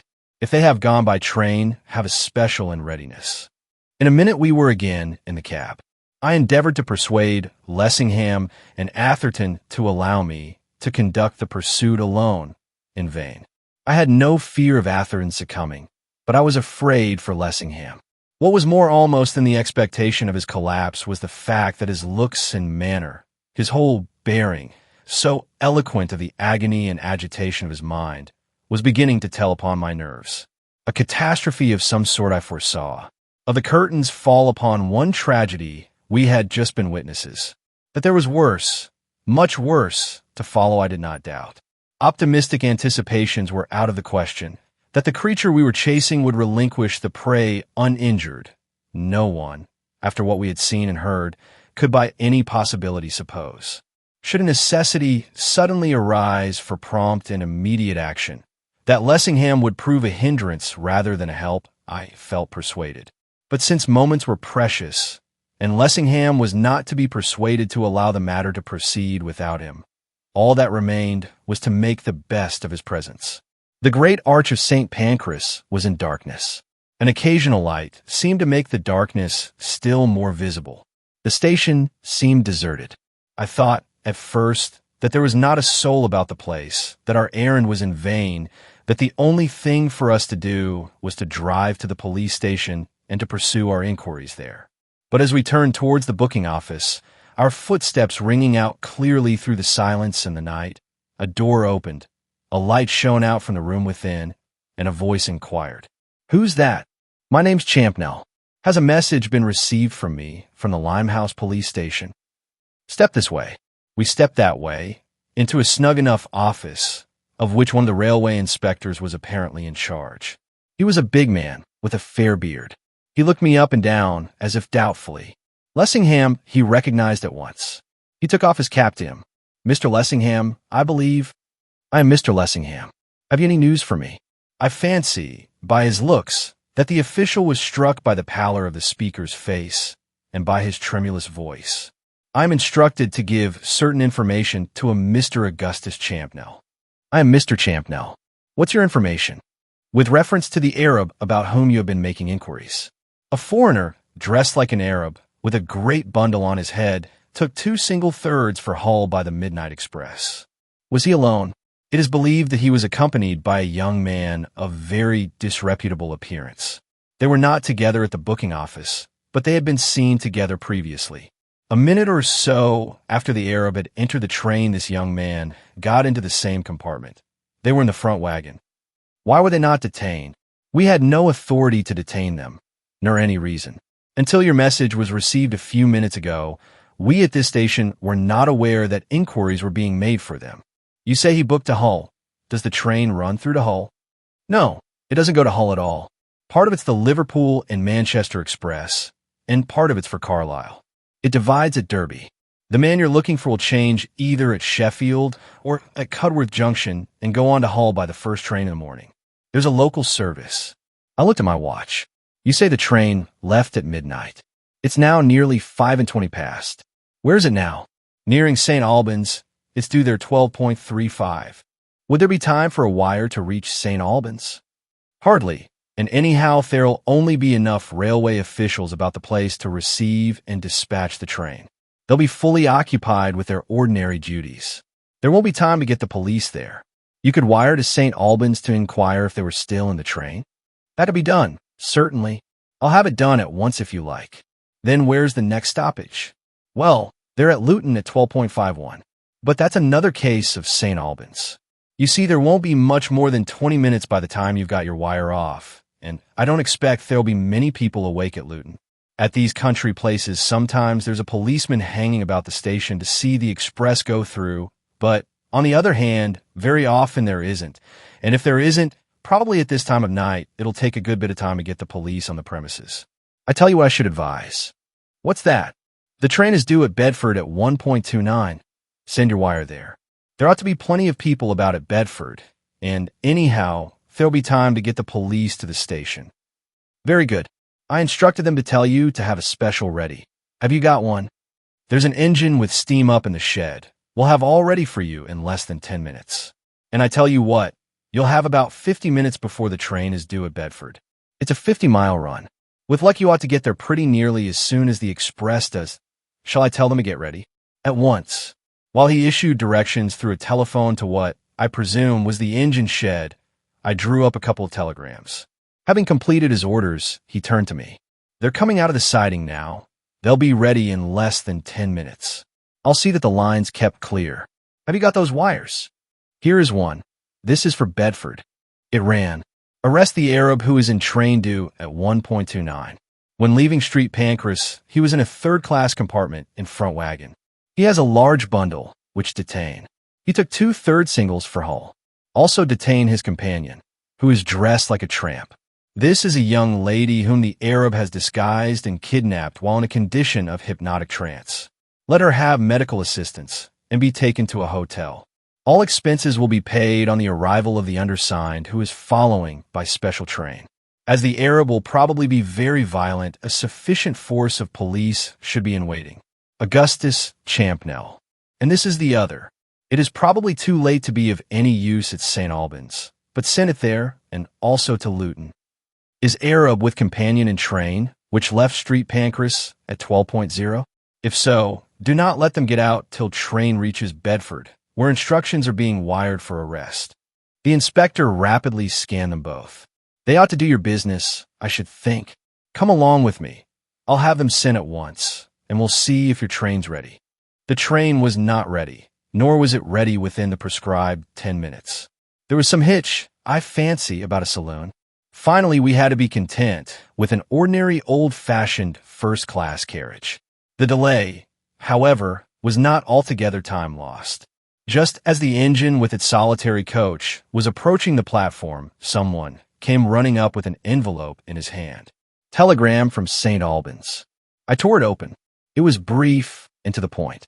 "Arab with companion was in train when it left here. AM wiring Luton." "That's all right. Now, unless something wholly unforeseen takes place, we ought to have them. That unforeseen. I went forward with the inspector and the guard of our train to exchange a few final words with the driver. The inspector explained what instructions he had given.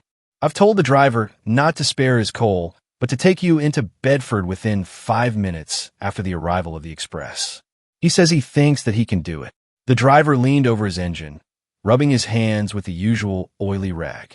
He was a short, wiry man with gray hair and a grizzled mustache, with about him that bearing of semi-humorous, frank-faced resolution which one notes about engine drivers as a class. We ought to do it. The gradients are against us, but it's a clear night and there's no wind. The only thing that will stop us will be if there's any shunting on the road or any luggage trains. Of course, if we are blocked, but the inspector says he'll clear the way for us. Yes, said the inspector, I'll clear the way. I've wired down the road already. Atherton broke in. Driver, if you get us into Bedford within 5 minutes of the arrival of the mail, there'll be a £5 note to divide between your mate and you. The driver grinned. We'll get you there in time, sir, if we have to go clear through the shunters. It isn't often we get a chance of a £5 note for a run to Bedford, and we'll do our best to earn it. The fireman waved his hand in the rear. That's right, sir, he cried. We'll have to trouble you for that £5 note. So as soon as we were clear of the station, it began to seem probable that, as the fireman put it, Atherton would be troubled. Journeying in a train, which consists of a single carriage attached to an engine which is flying at topmost speed, is a very different business from being an occupant of an ordinary train, which is traveling at ordinary express rates. I had discovered that for myself before. That night, it was impressed on me more than ever. A tyro, or even a nervous season, might have been excused for expecting at every moment we were going to be derailed. It was hard to believe that the carriage had any springs. It rocked and swung and jogged and jolted. Of smooth traveling had we none. Talking was out of the question, and for that, I, personally, was grateful. Quite apart from the difficulty we experienced in keeping our seats, and when every moment our position was being altered and we were jerked backwards and forwards, up and down, this way and that was a business which required care. The noise was deafening. It was as though we were being pursued by a legion of shrieking, bellowing, raging demons. George, shrieked Atherton, he does mean to earn that £5. I hope I'll be alive to pay it him. He was only at the other end of the carriage, but though I could see by the distortion of his visage that he was shouting at the top of his voice, and he has a voice, I only caught here and there a word or two of what he was saying. I had to make sense of the whole. Lessingham's contortions were a study. Few of that large multitude of persons who are acquainted with him only by means of the portraits which have appeared in the illustrated papers would then have recognized the rising statesman. Yet I believe that few things could have better fallen in with his mood than that wild traveling. He might have been almost shaken to pieces, but the very severity of the shaking served to divert his thoughts from the one dread topic which threatened to absorb them to the exclusion of all else beside. Then there was the tonic influence of the element of risk, the pick-me-up effect of a spice of peril. Actual danger there quite probably was none, but there very really seemed to be. And one thing was absolutely certain, that if we did come to smash while going at that speed, we should come to as everlasting smash as the heart of man could by any possibility desire.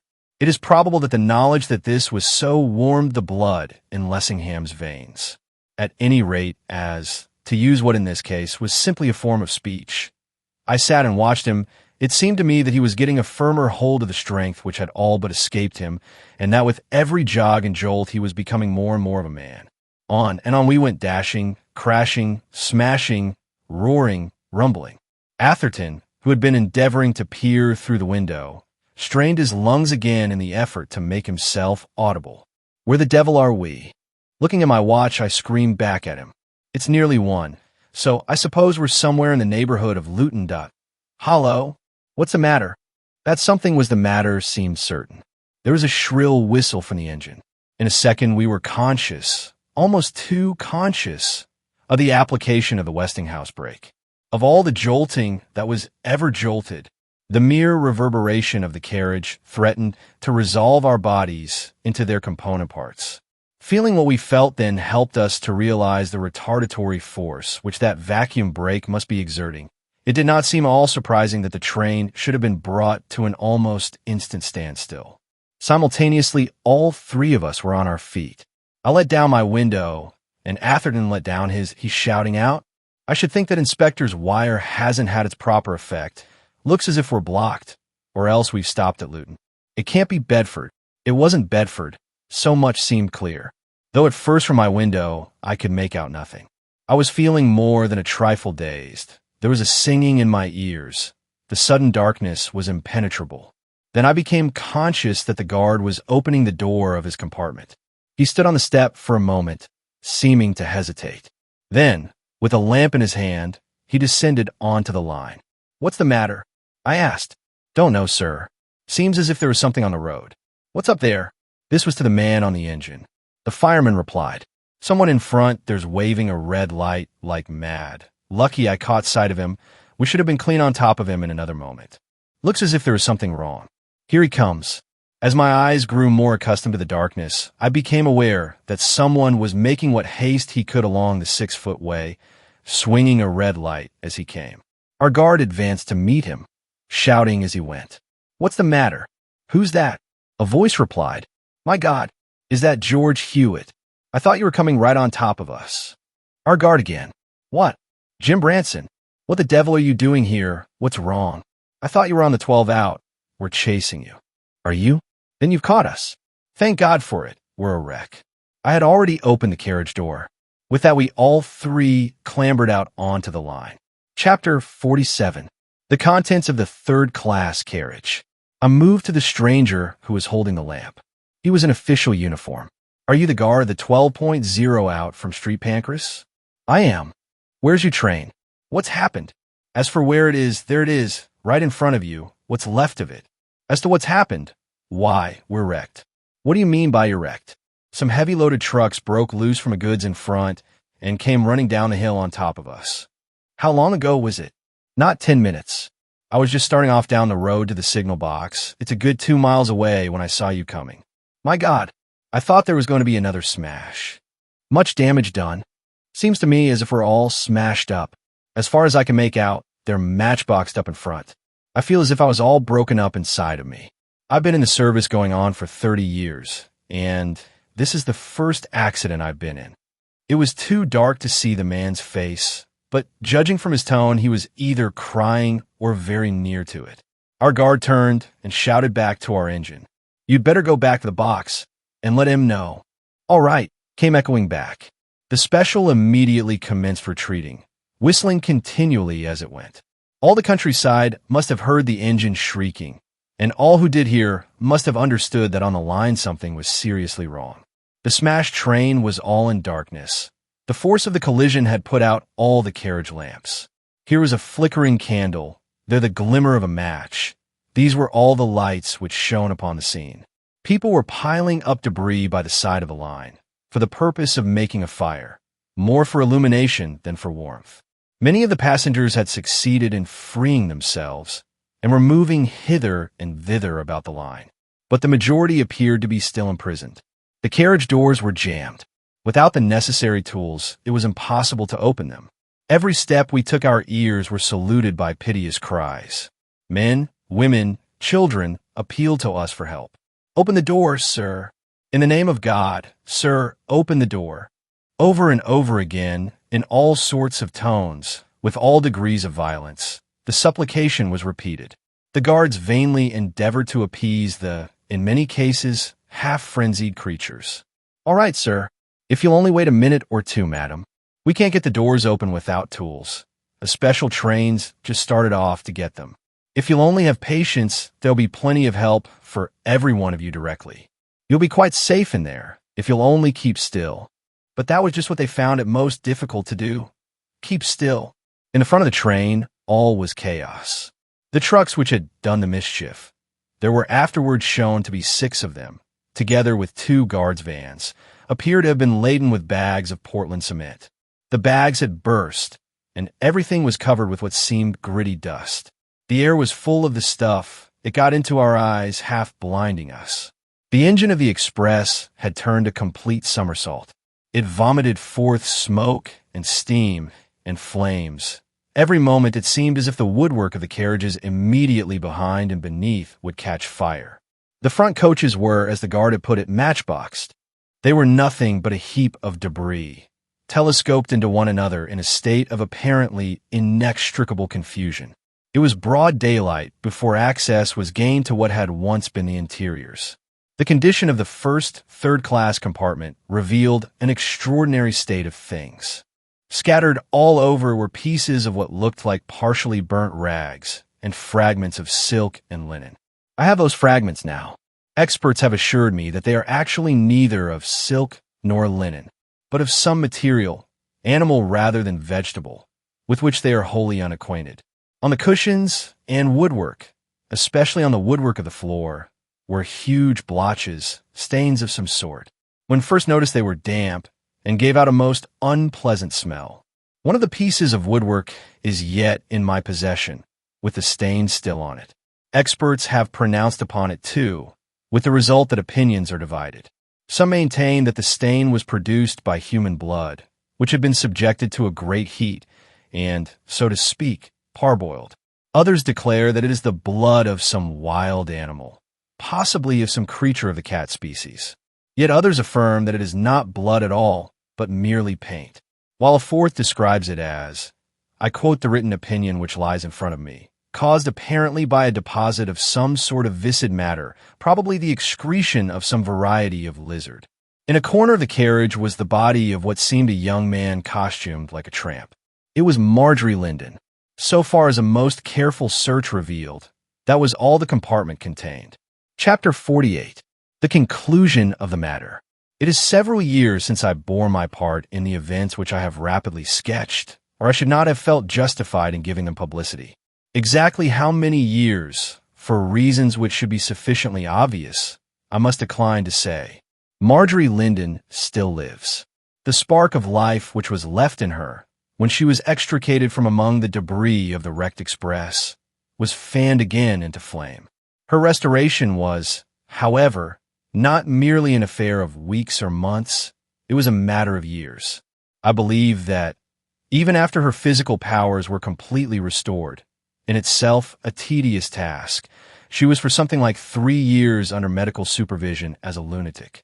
But all that skill and money could do was done, and in course of time, the great healer, the results were entirely satisfactory. Her father is dead, and has left her in possession of the family estates.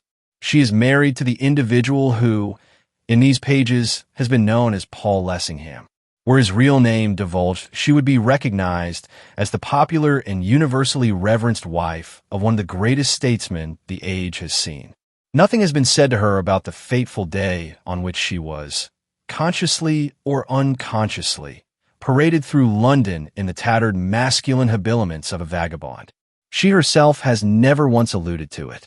With the return of reason, the affair seems to have passed from her memory as wholly as if it had never been, which, although she may not know it, is not the least cause she has for thankfulness. Therefore, what actually transpired will never, in all human probability, be certainly known, and particularly what precisely occurred in the railway carriage during that dreadful moment of sudden passing from life unto death. What became of the creature who all but did her to death? Who he was, if it was a he, which is extremely doubtful. Whence he came, whither he went, what was the purport of his presence here? To this hour these things are puzzles. Paul Lessingham has not since been troubled by his old tormentor. He has ceased to be a haunted man. None the less he continues to have what seems to be a constitutional disrelish for the subject of beetles, nor can he himself be induced to speak of them. Should they be mentioned in a general conversation, should he be unable to immediately bring about a change of theme, he will, if possible, get up and leave the room. More, on this point he and his wife are one. The fact may not be generally known, but it is so. Also, I have reason to believe that there still are moments in which he harks back, with something like physical shrinking, to that awful nightmare of the past, and in which he prays God, that as it is distant from him now, so may it be kept far off from him forever. Before closing, one matter may be casually mentioned. The tale has never been told, but I have unimpeachable authority for its authenticity. During the recent expeditionary advance towards Dongola, a body of native troops which was encamped at a remote spot in the desert was aroused one night by what seemed to be the sound of a loud explosion. The next morning, at a distance of about a couple of miles from the camp, a huge hole was discovered in the ground, as if blasting operations on an enormous scale had recently been carried on. In the hole itself and round about it were found fragments of what seemed bodies. Credible witnesses have assured me that they were bodies neither of men nor women, but of creatures of some monstrous growth. I prefer to believe, since no scientific examination of the remains took place, that these witnesses ignorantly, though innocently, erred. One thing is sure: numerous pieces, both of stone and of metal, were seen, which went far to suggest that some curious subterranean building had been blown up by the force of the explosion. Especially were there portions of molded metal, which seemed to belong to what must have been an immense bronze statue. There were picked up also more than a dozen replicas in bronze of the whilom sacred scarabæus. That the den of demons described by Paul Lessingham had, that night, at last come to an end, and that these things which lay scattered here and there on that treeless plain were the evidences of its final destruction, is not a hypothesis which I should care to advance with any degree of certainty. But, putting this and that together, the facts seem to point that way, and it is a consummation devoutly to be desired. By the by, Sidney Atherton has married Miss Dora Grayling. Her wealth has made him one of the richest men in England. She began, the story goes, by loving him immensely. I can answer for the fact that he has ended by loving her as much.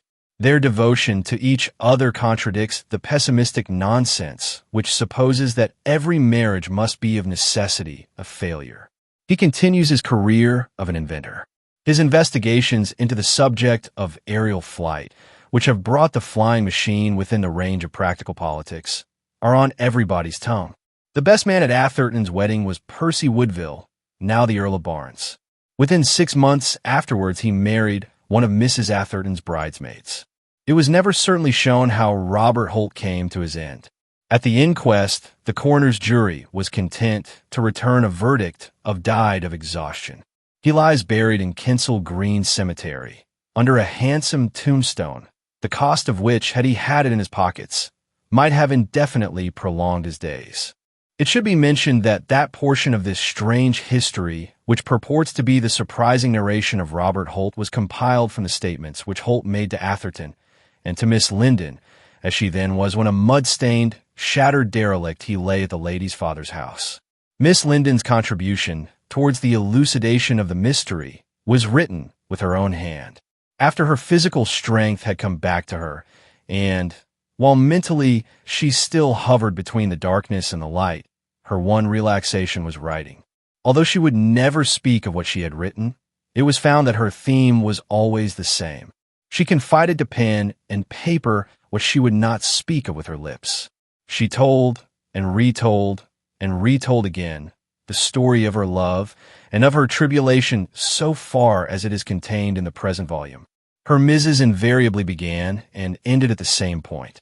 They have all of them been destroyed, with one exception. That exception is herein placed before the reader. On the subject of the mystery of the Beetle, I do not propose to pronounce a confident opinion.